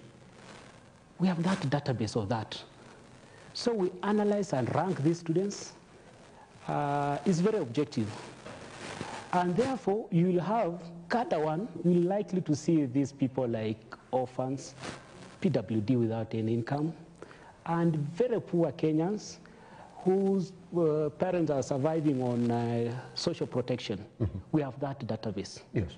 And therefore, it's a lot of science in it, supported by data, devoid of any human intervention. Having classified and awarded the students, we also give them a chance to make an appeal. By the time you're applying, let's say my child, I pray that I live longer. Doing an application, Then by the time submitting an application, something has happened to me, I need to go to the next world. So it gives such a child a chance to say, yes, by the time I was applying, I had my parents, but now they're not there. By the time I was applying, my parents were there, but now retrenched. Those type of arrangements. And therefore, I want to assure Kenyans and the viewers that when they hear that means testing instrument, it's not something that discriminates. Yes. It's just something that promotes fairness and equity. We are not equal. Even in society, reflected back in the villages, we are not equal. We ask you about the spending pattern. If, for example, you feel that someone is okay, then you ask that person how many kids are supposed in university. Yes. When you have 3, you treat that person differently from the same person with 1 child. And therefore, there's a lot of interaction there. Does it? Yeah. Pretty much. You're not out of the red yet, Solomon, because there's a question again that is getting pushed to you. There's a lack of a national identification system as it is currently. Number 2, the lack thereof, this identification system, has even seen people leave Kenya that you're funding, and you pretty much will not trace where they are. Once we come back to you, you'll be telling us exactly what that is and how you're working within these gaps that are in existence now. Dr. Ndungu, here's what it is. There's a bill seated at the National House, and we do not know when they're going to discuss it. And hopefully, you're going to tell us your sentiments about it now. That is saying, there was a time it was floated some time back, but then it phased out during Dr. Matiang'i's era. That was saying that no university in the country should be giving out certificates and diploma courses. That should be left to the TVETs and colleges in this country. The members of parliament are yet to look into it, and should they, I do not know how you are going to submit on this. Are TVETs and colleges in the country threatened by universities handing out these certificate and diploma courses? Should that be left to you? The season you're talking about, Dr. Matiang'i, it was our initiative. Does it? Because you're lucky John wasn't here. You would have. Because at that time, yes. You'd wake up in the morning and find 17 pages of adverts of certificates and diplomas from a university. You'd wake up and find primetime news adverts of certificates and diplomas from a university. Maybe you are very young, that's why you're getting shocked. So, that is the time we were forming the TVET Authority, the CDAC, and KNQA. Yes. And we had to define who does what and who is supposed to train what. And we had a lot of deliberations, a back and forth. It was a war because the certificates and diplomas perhaps is a cash cow for the universities. I don't know. It is the cow with more milk. Now, our argument was, if you're going to offer certificates and diplomas, then we have to be offering the same qualification. And what do we mean by the same qualification? If my student in our private TVET is getting a diploma from NEC, a diploma from a BMA, from ICM, a diploma from an accounting course with CASNEB, then your university students are supposed to do the same. And that lobbying was very successful because it led now, and you have to be accredited. For you to offer that, you need to be accredited by the TVET Authority, even as a university. Yes. It goes without saying, TVET Authority cannot accredit a university. That is the business of CUE, Commission for University Education. So what did universities do? They had to open small colleges that are affiliated to the universities. So we have a few universities that now had to comply with that law, and now we compete at the same level. And that is what we were looking for, because we need to give our students, and to stop the social preference for university education. Yes. Because the social preference for university education has been one of the reasons why we have a lot of people graduating for jobs that don't exist. Because everybody just wants to say, I am in the university doing ABCD. And the negative connotation that TVET is for failures, that was the kind of message that the public would consume. It became very successful because we found even students who are qualified for university, and the courses that they needed to take, they didn't have the cutoff mark, they chose to go to the TVETs to get that skill, especially courses like engineering, civil engineering, electrical engineering, and maybe you find they don't have that qualification to join university or they have missed a place. They were comfortable to come back. So we cannot make 10 steps forward, then start making 10 steps backwards as a country. Because we need to produce more technicians, we need to produce more skilled labor. We cannot, when you look at the employment, as a degree holder, you're supposed to start at least from a managerial entry position or supervising others. So we cannot produce, of the 1 million that graduate from high school, we graduate 770,000 every year. Yes. So we cannot have that percentage, the entire, going to managerial positions to come and manage who? You know, these are real, we live in a real world with real issues, and it is real practical when it comes out here. It's not just about the certificates and diplomas. What is the ripple effect for a nation? What was the ripple effect for us graduating so many from the universities, yet we don't have jobs for them? What is the future of work? That is what we should be looking at as a country, not just saying that this law, we need to have these courses with these. And will the university professor be supervising a certificate student or a PhD student? That's a question maybe the universities can be able to respond to. So for us, where we sit at as the private TVET, if the universities want to offer certificates and diplomas, you're welcome, but we compete at the same level. Get accredited by the TVET authority, offer the same courses, offer the same qualifications, so that how will K&Q be able to equate a certificate from a university, a certificate from NEC, and a certificate from CASNEB for the same qualification? We need to have one qualification, because we are not only talking about the Kenyan qualification. I think at this juncture, Kenya is a limelight for Africa, and Yes. Kenya is a limelight in the world where we are at. So the labor we are producing should be globally competitive. Yes. So we need to align ourselves even with the qualification framework for Africa. We need to see what is Ofqual doing in UK. So that as a country, when we produce a graduate, when they go out there, they are not going to be cleaners. They can be professionals in a fast way. That is the kind of thinking that we should have as a nation, so that we are producing quality student that is globally competitive. Does that? Dr. Beth, of course, you know I'm coming to you on that. My question is going to be very direct on it. Hey, Dr. Ekra is sitting right there with you. Why would I want a certificate from the Open University of Kenya? Why? Why can't I take the same course somewhere else? Okay, thank you, Elijah. At the moment at the Open University of Kenya, we have degree programs that is at the bachelor's level. Yes, sir. And also the postgraduate diploma. Yes. So we do not have certificates and diploma programs. Mm-hmm. So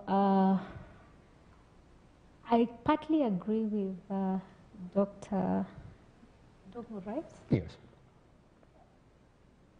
Because acquiring knowledge should be progressive, that you move from one level to another. And we are all working towards a common goal.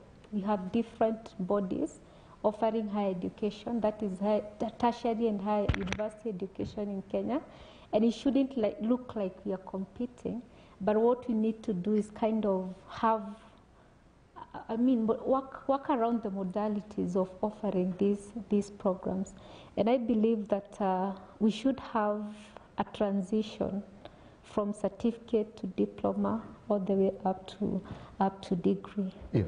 But I'm not against a university offering a certificate and diploma course, provided that, as she said, that you all get to be measured at the same level, which is, I believe, that something was worked out, as she said, that some of the universities agreed, and we have centers for TVET within a university. Yes. But for us as the Open University of Kenya, we purely focus on the micro-credentials.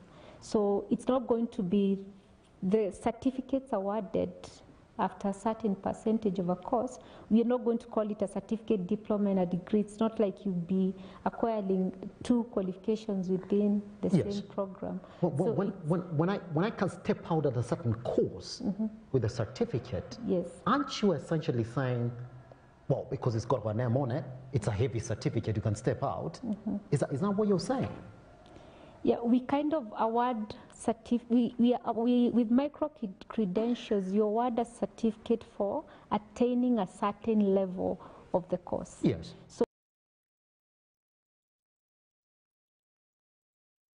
data science. So after attaining, say, 2/3 of the course, you're awarded a certificate, kind of evidence that you've gone through 50% of the course, which will essentially allow you to go and practice what you've acquired. Yes. But eventually the final qualification would be a bachelor's degree in data science. Pretty much. Dr. Joyce, coming back to you in this discourse for universities and colleges, and I told you all this essentially comes to you. And we started this conversation when I asked you, are you under pressure? Because now you have a government that is really stressing on digital skills and then digital enablement and digital education in the country. Would you be happy if colleges as well and TVETs would also be qualifying for this research fund that we're talking about here? Because all of a sudden we're looking at TVETs and colleges as the skill that we need in an economy. And then we come to innovation, essentially putting it on the universities in the country. But then there's a clash that when employers look at the graduates from universities, they're saying, well, they might not necessarily have the skills that we're looking for. Wouldn't it be easier if you changed your policy and say, well, guys, on this particular area for research fund, let's also colleges and TVETs in the country get this money so they can go and use it for research? Okay, thank you, Simba. What I can say is that no one has told TVETs not to apply. Do they apply when you look at the stats? Yes, they do apply, but at a small level. You know, what used to happen before is like everyone is changing. The TVET teacher before was very technical, but the TVET teacher now is a PhD holder. So you're finding that when they do their collaborations, when they come and actually give their portfolios, when they come and give their proposals, the TVETs are inside. Because the universities realize if I have to do something practical, a certain part of the proposal or the part that I'm doing, they can't do without the TVET. So you find nowadays research is funded in a multi-sectoral way. Nice enough. Yes. So you have to have an industry, you have to have technical people, you have to have technocrats. So for your proposal to be competitive, it has a dynamic of very many people. And you find that the national polytechnics that we have, you know, some of the national polytechnics became universities. So you find that there's that mix of the new teacher. It is not your traditional teacher who had upgraded from a certificate to a diploma in a very technical manner. They still are there. And they have their work cut out, and very, very important. But the dynamics are changing now. Does it? So the TVETs are also applying. Pretty much. Yeah. Solomon, gotta keep advancing this conversation then. Somebody said 70% probably to a total orphan in the identification system on a need basis. Good. Comes in, we don't have a comprehensive identification system. And there's an agenda that's getting pushed by the government now is that, well, the skill labor that we have in this country, we have to keep on pushing it out of the country. I mean, that's where the jobs are. And they find that the most qualified are the ones that are essentially going to get these jobs. And somebody told me to remind you of a quote by one DP, Rigathi Gachagua, who goes to this country, meets these Kenyans who work in the diaspora, who've immigrated to these countries, and they tell them, no, do not come back. Don't come back here. There are no jobs there, so please stay there. But Solomon, if you give me money, you will need me to give you that money as quick as possible, because you want to fund the next orphan, you want to fund who's going to do this engineering course that we're talking about here today, but then they leave you dry. Could you tell us about the challenges that you're currently facing because of a comprehensive lack of a digital identification system in the country. Because all these applications are done digitally. All this, you're claiming for this money, you're also doing it digitally. Could you address that, Solomon? Thank you. I want to start with the onset by saying that repaying a loan is more of a moral obligation. Repaying a loan is more of a moral obligation. You just need to reflect when you are knocking at our doors without anything to take you to school. So he gave you a chance. Yes. Why can't you give a chance to another needy student to enjoy the same benefit? Is that by saying that from a losing end as the organization, in the sense of it's a moral case that we're fighting here? It's legally protected. That's it. But also it's a moral conscience. Some of us, when we left out of the university, we started some jobs here and there. And that time it was not digitalized as now. We were taking those slips to anniversary towers. Most of us were taking which we used to pay, just to pay because we say, hallelujah, I finished this thing in 4 years, let me pay so that I give Kenya another chance. However, those people who are going to diaspora, we have our sister department, debt management. Yes. We have a unit dedicated to recovery, to diaspora engagement, and it's working. Kenyans are not that bad people. Most of them, they repay the loan without coercion.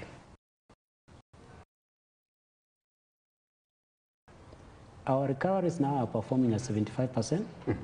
The 25% which we are not able to recover, perhaps because of as a result of unemployment or underemployment and issues to do here and there. Yes. Yeah, informal sector, the government came out so strongly in TVET programs. And these TVET programs are not there seeking jobs. Some of them, they are creating jobs. I've gone to some TVETs where students have been given a chance even to do the wiring in some building, and they start earning when they are still in school. And therefore, the government intervention about the TVET program is just geared towards creating individuals who are self-reliant, who can create jobs. They can become employers by themselves. It's not a worry when, as a country, we have enough surplus of labor. When they go outside there and they repay, it's not a worry. And I want to assure you, Simba, that one government policy intervention also creates a need for another policy intervention. Because as they go out there, we have a department, a Ministry of Foreign Affairs. Yes. Yeah, recovering loans from diaspora, we are recovering. So it's not that we are lost. And then we cannot say that we don't have a national identification system per se. Yes. We can say that it can be improved, but you are able to identify what you want. And most of our applications, they are not about subjectivity, but supported by the data. And I like the discussion which my fellow panelists are bringing on table, because they are talking about quality. When you enhance quality, and there's a match between what we are producing and what the labor market demands, and it means that most of these fellows, they are going to get some gainful employment. And when they get some gainful employment, I just received their recoveries at the comfort of our office. So we encourage Kenyans to repay. Yeah. Pretty much. Solomon, cross quickly from you to Dr. Ekra as well. Big concern here that you have to start now addressing on a personal level. We're talking about these digital skills and the dispensation of tech jobs. There's this notion, I wanted to call it a connotation, but it's not, it's just a notion, that if you go to a private university, a private college in this country, is that you have money.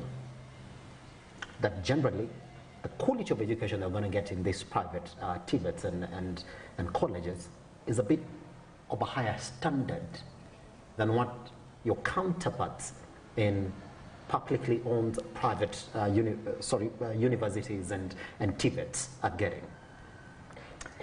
So you have these students you're releasing to the market, and so you find that majority of students, especially in the last intake, where we had 6,000 students who are qualified to go to university, and then they say, I'm not going to go to university. You find the majority of them are going to TVETs and these private-owned colleges in the country. But then, there's a standardization of curriculum in this country where you find that private TVETs and colleges are not essentially teaching something that is off curriculum.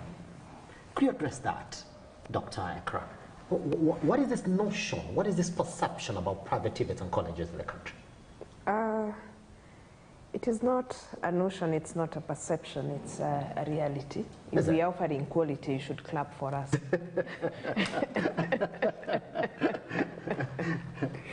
And some of the global papers that are really aspired by everyone to hold are private. Talk of Harvard and Stanford, they are privately owned. So the good thing, and the government should actually applaud us, that after accrediting us, we are doing our very best to maintain quality and to produce quality labor. Because the student is not a private student. The student is a public citizen of this country, and the parents. So this is why even we keep on telling government, give our students funding, because they are not private students, they are just a Kenyan student who also contribute, their parents contribute to the taxes of this nation. We have been requesting COOPs to give students to us, not even pay for them, because government has said they don't have enough even for the public ones, but at least even a self-sponsored student who is looking for a particular course but they don't know where to get it. So if they don't know where to get it, TVET Authority and COOPs know that we exist. So that student can be directed that you can select this institution, but you'll be a self-sponsored student. Or so it is a good thing that we are doing good, and it is good that it is coming from a media house, because the year 2010 and below backwards, we really used to be bashed. But we rolled our sleeves and we enhanced ourselves to do quality. Because you see, you have to look for these students as a private institution. These students have to pay for themselves. So automatically they will demand for quality. And also for continuity, you need to show where is this student going after they are done. So you'll have the initiative of partnering with organizations. You'll have the initiatives of partnering with outside the country, so that at least you can have your students being placed everywhere for continuity, and also we can have the country also learning from us. Our private institutions are the institutions that started even this labor export, for example, Germany. One of our private institutions started training German and sending students to Germany.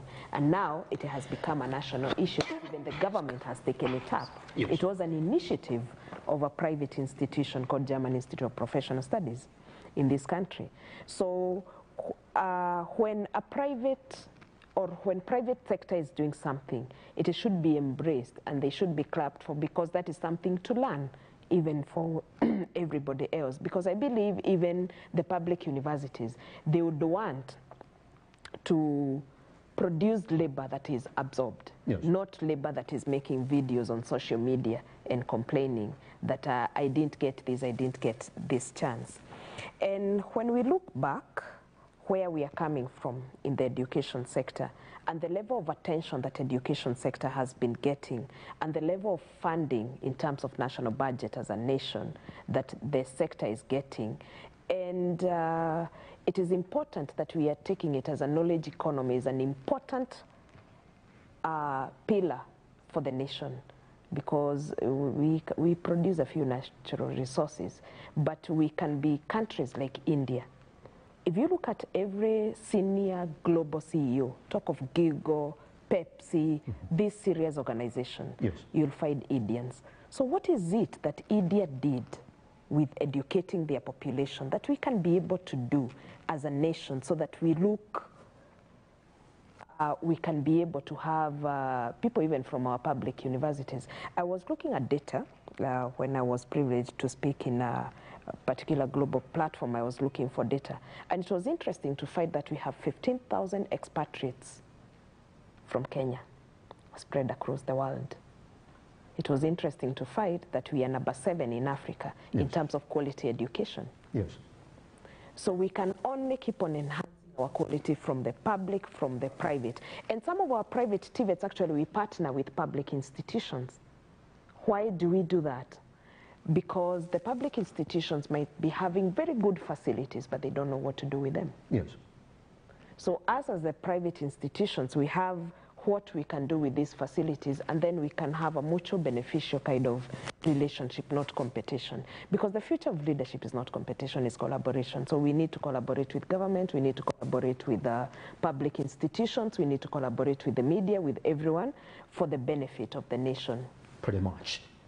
Dr. Beth, I want you to get ready, because I want to take a minute to answer this then. We're here talking about digital skills, quality education. Like, where are we when it comes to education in this conversation for tech and digital skills? Yes. Dr. Ekra, yes. This is a question that I want to put to you. You did listen to the PS education, Ben Yosan, the other day, when he said, well, we have a lot of people not qualified to go to university. Now, let me point you out to something that he said.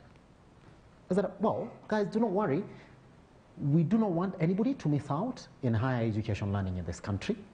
All those guys who got below the mark for getting into university and some of the colleges in the country, they're going to be absorbed into the TVETs and colleges across the country.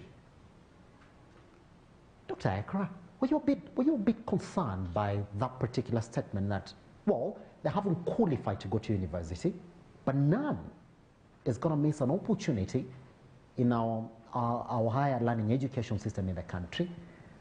Are you comfortable talking about quality education in this aspect of digital skills and tech when you're going to get somebody who's got a D+ from high school and there's a directive that, well, you got to take them in because they're not qualified to go to university? What did you fall in that conversation? I know, Simba, you are avoiding to say 40,000 is. Directly, yes. Directly. And it is good that we help the viewer that joining a TVET does not mean that you're a failure. Perhaps you were tested for things that you are not passionate about. You can be very good at crafting this, but you're not very good at remembering what the teacher said in class. Because our Form 4 test is memory test, basically. So you're not very good at remembering what somebody else said, but you're very good at doing something. That was not tested in their Form 4. And I'll give you an example. I happened to be part of the World School Summit as a speaker recently. And I met a Kenyan in Dubai working with Emirates as an engineer. And he told me he's a class 8 dropout. That shocked me. Because they are looking for what can you be able to do, and they trained him and everything. But here we are so much interested in the grade. What did you get? Where did you get? What do you have? But not what you can be able to do. This country that we are just about to export 250,000 Kenyans, as the president said, Germany, they don't go to the university. They choose TVET. They choose skill. Actually, their professors have been exported to China for very many years because they don't have anything to do. So the sentiments of our peers, he meant well, but we want to misinterpret those sentiments. It is okay to go to the university. It is okay not to be able to go to the university. The goal is, where will our student meet at the top? If you are a plumber, become the very best that there can be in this country. If you're a lawyer, become the very best because you made it to the university. If you're a doctor, become the very best. If it is a nurse. And picking up from where Open University talked about, there is something that we need to educate our viewers, or that student who is feeling like, I didn't make it to the university and I really wanted one time to wear a gown and graduate in a university or a compound. Apart from visiting a friend who is studying in the university, there is a pathway for them to be able to get to university. Yes. If you got an E, you can do the artisan courses, these hands-on, by joining a vocational institution or vocational training. If you got a D-, you can start from certificate course. If you got a D, you can start from certificate course. Then after certificate course, even a D+ certificate course. If you got a C minus, you can entry to a diploma immediately. Doesn't matter what diploma, whether it is nursing, whether it is teaching. If you got a C, the same thing, you can start from diploma. And once you get a diploma certificate, and you see, if you started with vocational training, you can now go to certificate. After certificate, you go to a diploma course. Once you have your diploma course, it is a qualification for university entry automatically. So you can be able to do a degree program. Once you have your degree program, you can be able to do a master's. After the master's, you can be able to do your PhD. So all hope is not lost, because there is one student who didn't make it to the university because perhaps they were sick during the exam, but they are university material when you look at their performance. Yes. So they need to know that there is a pathway, a set pathway that they can be able to get to where they want to get. And we have examples. We have our former PS, Dr. Kevit Desai. Kevit Desai was a pathway student to get to PhD from TVET. That's why he was very passionate about TVET, and many others. So we also started from diploma, myself. So it is important that we tell the student that it is not only that you have to get to the university entry by getting a C+. Yes. You can start from TVET. And we also encourage our universities and tell them, if they talk to us nicely, we can encourage our students to continue. So that they are not thinking that when we have the certificate and diploma students, that we will keep the 380,000 students to ourselves. Yes. Of course, a big population needs to build their career. Yes. So we will encourage them to join the universities and those universities that we are working with. Dr. Beth,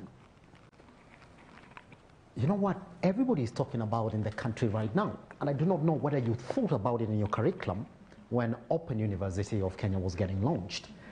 We're not talking about a competency-based curriculum. Do you find it worrying that we've only thought it up to the level of lower primary education? That from there henceforth, everything is back to how it is. Is that what it is? That now, Open University of Kenya, probably in the next couple of years, with the curriculum that you have, you're going to meet students who are basically taught on their competency. That your curriculum, in one way or another, might not be able to serve their needs. Case in point, what Dr. Ekra is talking about, that it is a curriculum that is based on what you're good at, as opposed to your overall performance. Are you going to change your criteria in the next maybe 4 or 5 years? Because you're going to meet the students who are now within this education system who are telling you, I don't have to pass probably a social exam for you to admit me into your school. I don't have to have this grade for you to admit me in your school.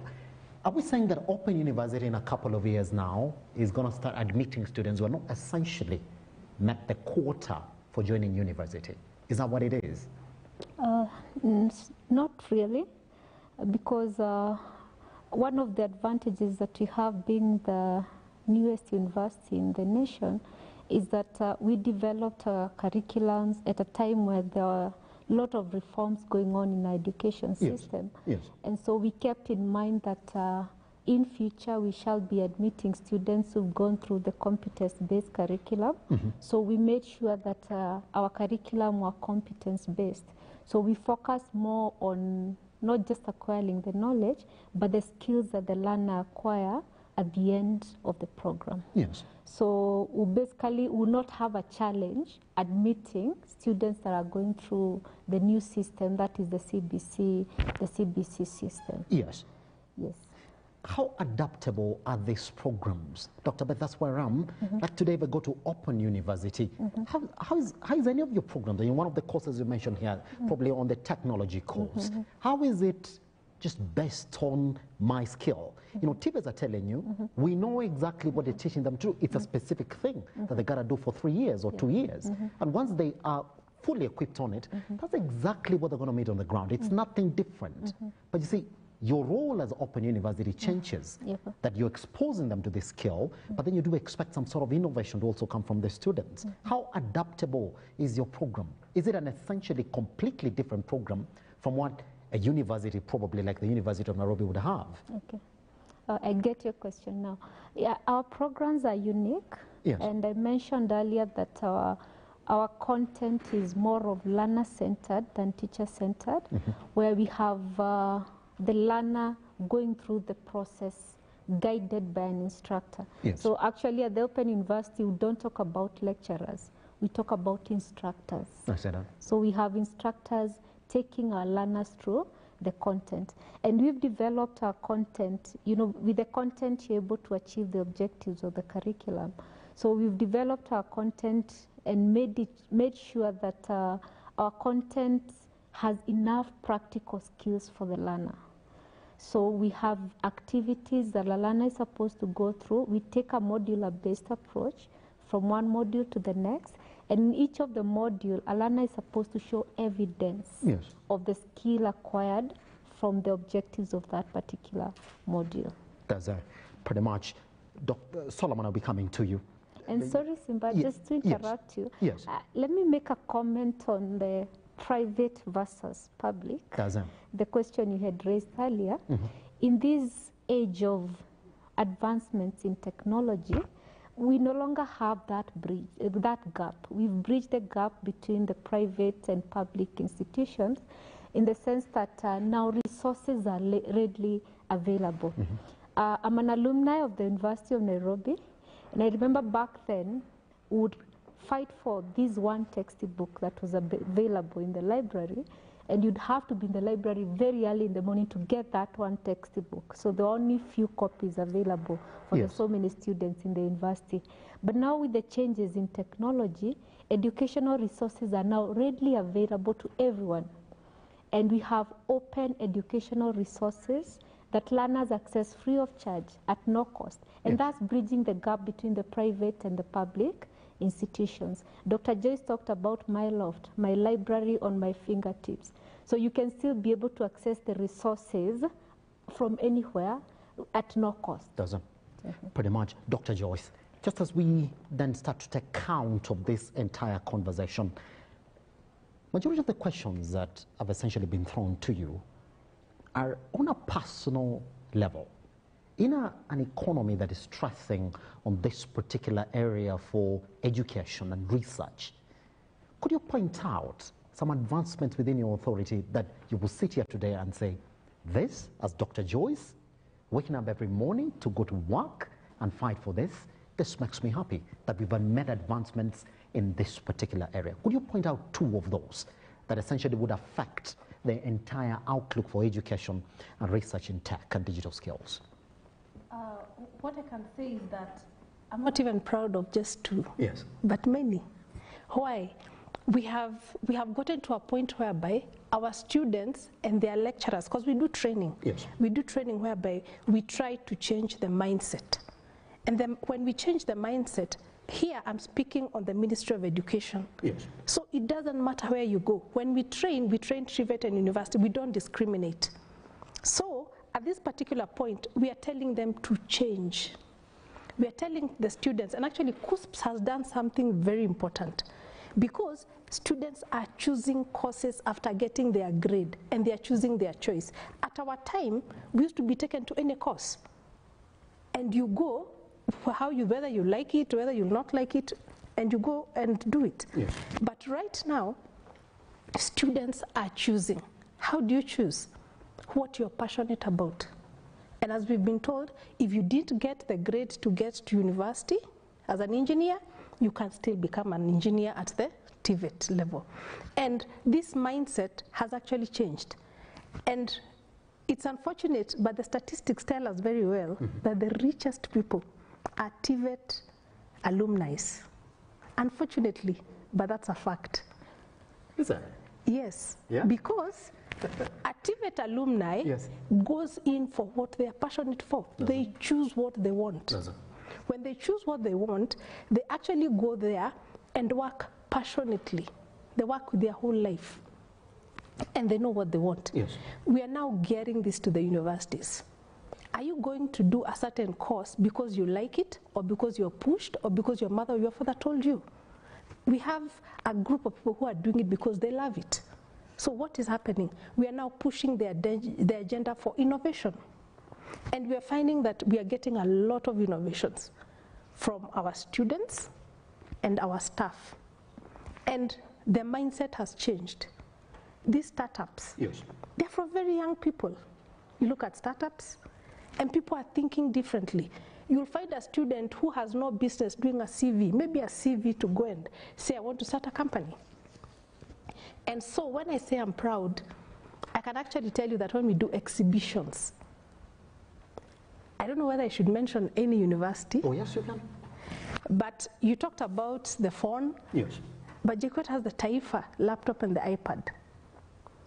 I think the phone is there, or it can be made. We've not seen it yet. It's a good thing that we have a representation from the University of Nairobi now. They're going to be able to answer that question for us. Yes? Mm-hmm. Oh, yes. Mm-hmm. Yeah. So you find that that one was just one amongst many. Yes. And we are having so many innovations that have been done by our TVET and our university students. Yes. The only problem we have is for industry, the philanthropists, to come and partner with these innovators, produce this, and the minute a student gets an innovation, I can assure you right now, we have students who have started companies and they have employed each other in a class from the university and from TVETs. So when I say I'm proud, I can actually tell you that these things are happening. Yes. And it's because of the training that has been going on, and this is what pushes us. And we know it is there. It's just unfortunate that because of our budget constraints, we can't put as much money to research and innovation development. But I can assure you, so that so someone can see, when people plant 611, 615, everyone knows about that. Where did it come from? Curry. They bred that breed. But somehow, by then, the innovators, we had a director who was in our directorate. Yes. He done, I think, 25 breeds. But by then, they didn't know about IP, intellectual property. So they don't get loyalties. So if they got loyalties from this, they would have been getting maybe a shilling from every packet that every farmer gets. Would have actually eradicated poverty. It's that knowledge. It's just that small knowledge that we need to tell everybody about. So every student should think, what is the gap? Why do we have to import anything when I can do it myself? If you feel you're passionate about making women beautiful, do your own makeup. It's not rocket science. Nairobi University is here. It's a good thing that Dr. Michael is here. They have Ngisi toilet. They have, I'm just saying theirs. They have a Ngisi toilet. They should be asking the president in the houses being built, why don't we put our toilet in each and every? That would be the sink, the toilet. We have all these innovations. If we, the private sector, can look at what we have, believe you me, every innovation can fit into our system, and we can make factories that can employ the rest of us. Pretty much. Solomon, just before I cross over to our new panelist, Dr. Michael, here's the thing. The question that everybody is asking is, how has morphed now, where you're now funding students, as opposed to universities now? What is the next stage for how? And from this perspective, is it going to become untenable now that more admissions to universities are growing? There is more pressure on you to fund the students. If that is going to be tenable, if you're not going to be able to fund these percentages that we're talking about, owing to the number of students who keep on increasing going to these universities each year, what is the next stage of help in this conversation for funding higher learning education? Yeah, thank you. What's happening, we are doing it on a graduated scale. Yes. We started with the KCC of 2022. Those are the ones who are enjoying the beneficiaries of the new funding model. The second years and all the way to fifth and sixth years, depending on the course duration, they are still on the old model. Old model. Yes. And then with the loans that we are giving, they are not. There was an issue for the loan burden. We capped them at 30%. At 30%. Are you addressing the new model now? Yeah, the new model. 30% of the program costs. Yes. That's the maximum loans that we're giving. Yes. To the students. So the model also got a bit of an adjustment. Yes. Once you looked at how practical it is to go on with the formula. 30% loan. Yes. And then with a higher portion in form of scholarship. Does it? Yeah. So the loans, because of the actual program costs, we are concerned about sustainability. Does it? And then burdening students when they graduate. They have other obligations to meet apart from paying the loans. That's a fact. Yes. You cannot graduate from the university and then you start just servicing your help loan alone, and that's why we capped at 30%. Yes. And one of the issues also that we are doing that one because these loans are being repaid. They are being repaid. And Madam has clearly indicated that TVET space where we have ventured, they are the richest. I tend to agree. Yes. Because most of these students are not heavily relying on employment. Yes. They are creating their own. When they are in school here, they are doing online writing. I've had a situation where universities are having challenges with students for not attending all the mandatory contact hours. They call it contact hours. And that's why the Open University of Kenya is offering alternative for these students who opt now that they can work as they study. Yes. So we are also encouraging repayment of the loans. And sometimes also you find that parents apply for these loans not because they are needy, but because of cash flow challenges. We are also within our strategy, we're encouraging early repayment of the loans if the parents can be able to assist their kids to repay those loans early, even when they are studying. Yes, and therefore, we are concerned about the sustainability of that loan, and the projections are showing. Yes. But the question now, education now, to spend on education, because the numbers are showing, the numbers are going up. And the projections that we have given the projection up to 5 years. And when that one is factored in the medium term plan by the government, there is that possibility of providing reliable resources, even though we have other competing priorities that the government is supposed to provide. But heavily as the help, we are trying as much as we can to maximize on recoveries. To ease pressure from the exchequer, yes, so that they can do other things like health, provision of housing, yes, roads, etc. And you put it at 75% as the ones that are getting paid back. Is that a healthy figure? What are you going to get to? What would be, from what you said this afternoon, what would be a healthy figure for you to say we are doing good, so we sustain ourselves if we continue with this? 75%. It's still an A- or something like that. But you aim at getting an A. Depending on the university. I don't know depending on the university and then the economic status of the country. That's it. Yeah. Pretty much. Yeah. That's why I'll be coming to you for closing sentiments. If you can allow me, let me just introduce yes, Dr. Michael Ngoi, who is the Registrar Academic Affairs right here at the University of Nairobi. I'm going to throw you directly into the conversation, and you only have 3 minutes because I would like to go through the panel so that we can take the closing sentiments of where we are as a country and the gaps in terms of answering these questions on the role of education in a digitally disrupted future and present. Dr. Michael, question was, there's a conversation that is not coming up from the University of Nairobi, that when it comes to tech innovations, industry innovations, is it because we don't have the numbers? Is it because we don't have the examples? Could you tell us where these innovations are, where these funds are, like we asked? Are they there? And if so, is it something that we're not doing in a curriculum that is just essentially bestowing theory on the students? Thank you for having me. Happy to have you. First thing is that this conversation is very healthy. It is coming at the right time, sometimes even late, because the higher education sector in this country has been evolving. In fact, Kenya is one of the countries where the education system has continued to evolve since we gave our new constitution in 2010. Yes. That was our turning point, because we reviewed most of our acts of parliament that speak about higher education, establishment of funding board, KUCCPS, which is placing students, all the university, then we had Universities Act.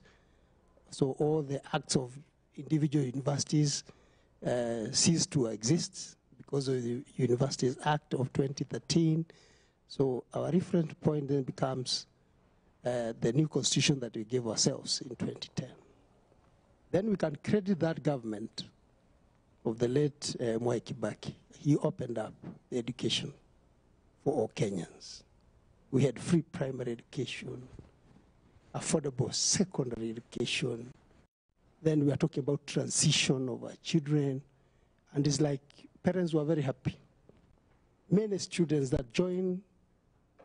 Another aspect that I would wish to even state here is the adult education. He also opened up that you could have dropped in class 4. You are 40 years old. You can come back and do KCP without having to go to class 5, class 6, class 7, like that. You could have dropped out in Form 2. You go to an adult center. You register for KCSE. For 2 years, you do your KCSE. And there are people who transformed their lives and joined TVETs. I have a case who even came to the university. Why? Before 2010, it was very difficult to educate students in this country. Primary education was very expensive for the local Kenyans. They could even not take their kids to class 1 because there were charges. That is general. Yes. But let me talk about the University of Nairobi. The University of Nairobi, you know, is the mother and the grandmother of higher education in this country and in the region. And most of the other universities, we have mentored them. And we are proud about that. Because we have given Kenya some contribution in higher education. As a grandmother, of course, sometimes you are old, is it? So the new universities, we are telling them, can you run away when we cannot run? Are they beating you to the game? You know what they say about students and their teachers? I think since in higher education we are not competing, we are giving a service to the Kenyans, we can only understand that sometimes they could be running faster. But when it comes to then when you need to bring this conversation and then you want to like cooperate, coordinate with the like-minded, then we need to then come together and address issues that affect Kenyans as universities and be able to even justify the kind of money we are getting from government. Yeah? Like I was even thinking of, can we justify the kind of billions taxpayers' money is given to universities? Can we justify in terms of the question you asked about innovations that speak to the issues that affect Kenyans? Like, for example, the Huduma Center really is a concept that turned service delivery in this country to the Kenyans. Getting just a birth certificate was hell on earth in Kenya. But now just walk to a Huduma Center, a concept that was developed at the University of Nairobi, and people get services and go home happy. Now, this is what I'm trying to say is that universities should provide solutions to those things that touch Kenyans. Sometimes I have a feeling that we have gone very far in terms of digital solutions, and you have left Kenyans behind. You have left Kenyans behind. So we have then, as universities and higher education sector, including now the middle level, the TVET, can we now go back to what are the problems, issues, challenges of our people in the rural areas? And we, in quality, I'm also in charge of quality in the university. If you want to move, look at the weakest. If you have to improve the weakest, the whole country moves. That person who cannot educate the children, that person who cannot put food on the table, that person who is having issues of housing, if we are able to solve the basic of the person who has the weakest, the whole country moves. But we tend, over time, to concentrate on the strongest. And we miss a point. And the University of Nairobi, with our colleagues, if we have proper structures, we can justify the kind of money the government is putting in universities. Pretty much. this. Guess what? But, you know, it's starting a conversation that I wish it was here from the get-go to represent the University of Nairobi. Dr. Ekra, I'm going to just give you a minute. You're actually on countdown now. As I ask you the question, you only have a minute to respond to it. So your closing sentiments. Your association, where do you see it in the next few years? I don't want to put a timeline on it. In this conversation for tech and digital skills. Okay, thank you so much, and thank you, Dr. Michael, because you have brought in even a factor that we forgot to mention, and I think I borrow an extra 30 seconds because it's important for the viewer. That's it.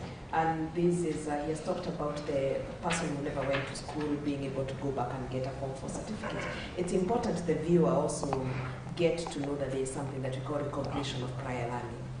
And this is good for that person who is working as a mechanic, but they have no papers to show. Yes. They have the skill, but they have nothing to show. So they cannot even get jobs with corporates. They cannot get, they cannot give their services to government, but they are the best in the market. So they can be able to walk to an institution, and through recognition of prior learning, they'll be able to get a qualification.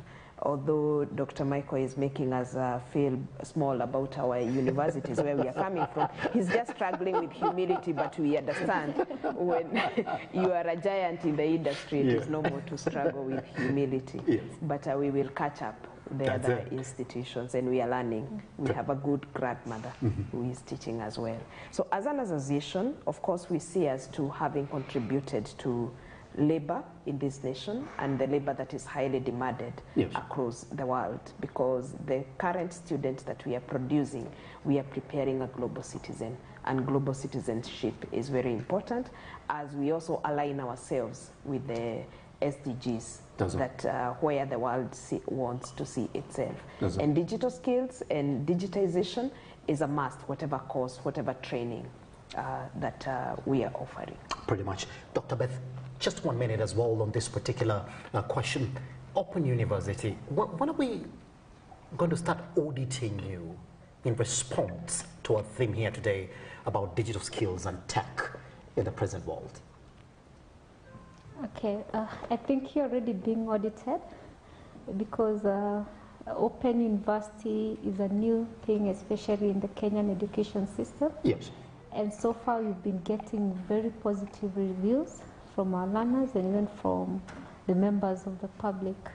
But we want to believe that we are going to deliver in terms of what we've promised. We've set up as a university for an innovative university for inclusive prosperity, and we intend to keep it that way in terms of the quality of the programs that we offer. Yes. Solomon, 75% of the loans that are coming back to you is a very good number. But as you close this conversation, I mean, help in this conversation for enabling education in tech and digital skills. What do you see yourself in the next couple of years as an organization? About the digital skills? Yes. Yeah, I was eagerly waiting to be asked that because you avoided. But when COVID came, there were some responses. One of the immediate responses was to limit movements. And how did we achieve this one? We had to develop paperless application. Yes. And where we see ourselves, we want to see ourselves to be somewhere like where we can really encourage these students as they apply. Yes.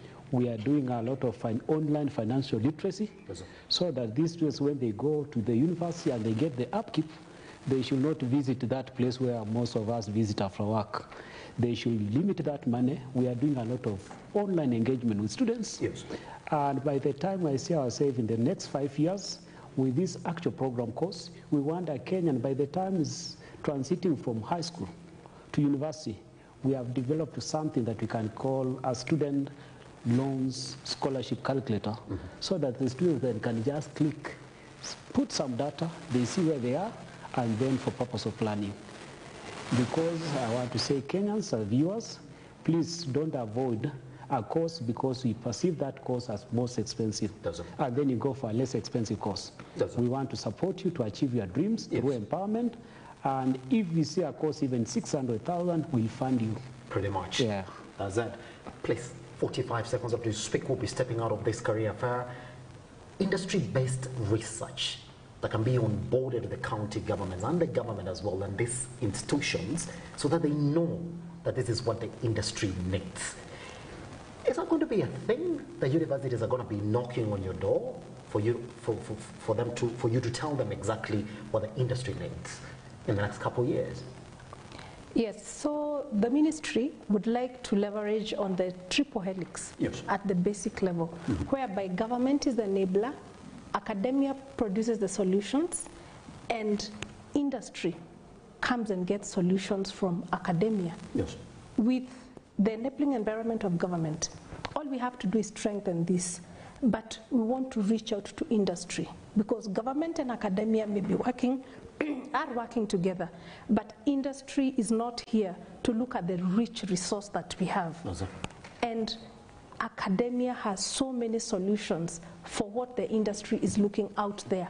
Don't go to India, don't go to China, don't go to America, don't go to another place. Just come and tell a student, fabricate for me this. Why do we have to go and get mechanization for our farms from elsewhere? Tell a student, do this for me. And believe you me, all those are there at the prototype level. Please fund our innovations.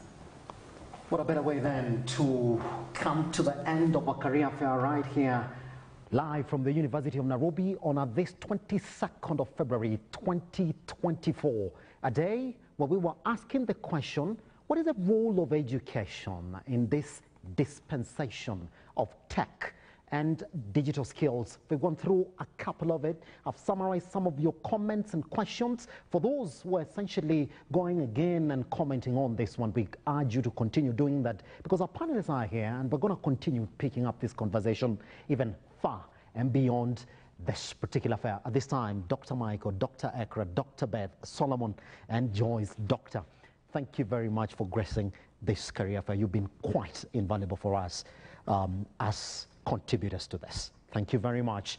Take us online and Look Up TV across all your social media platforms.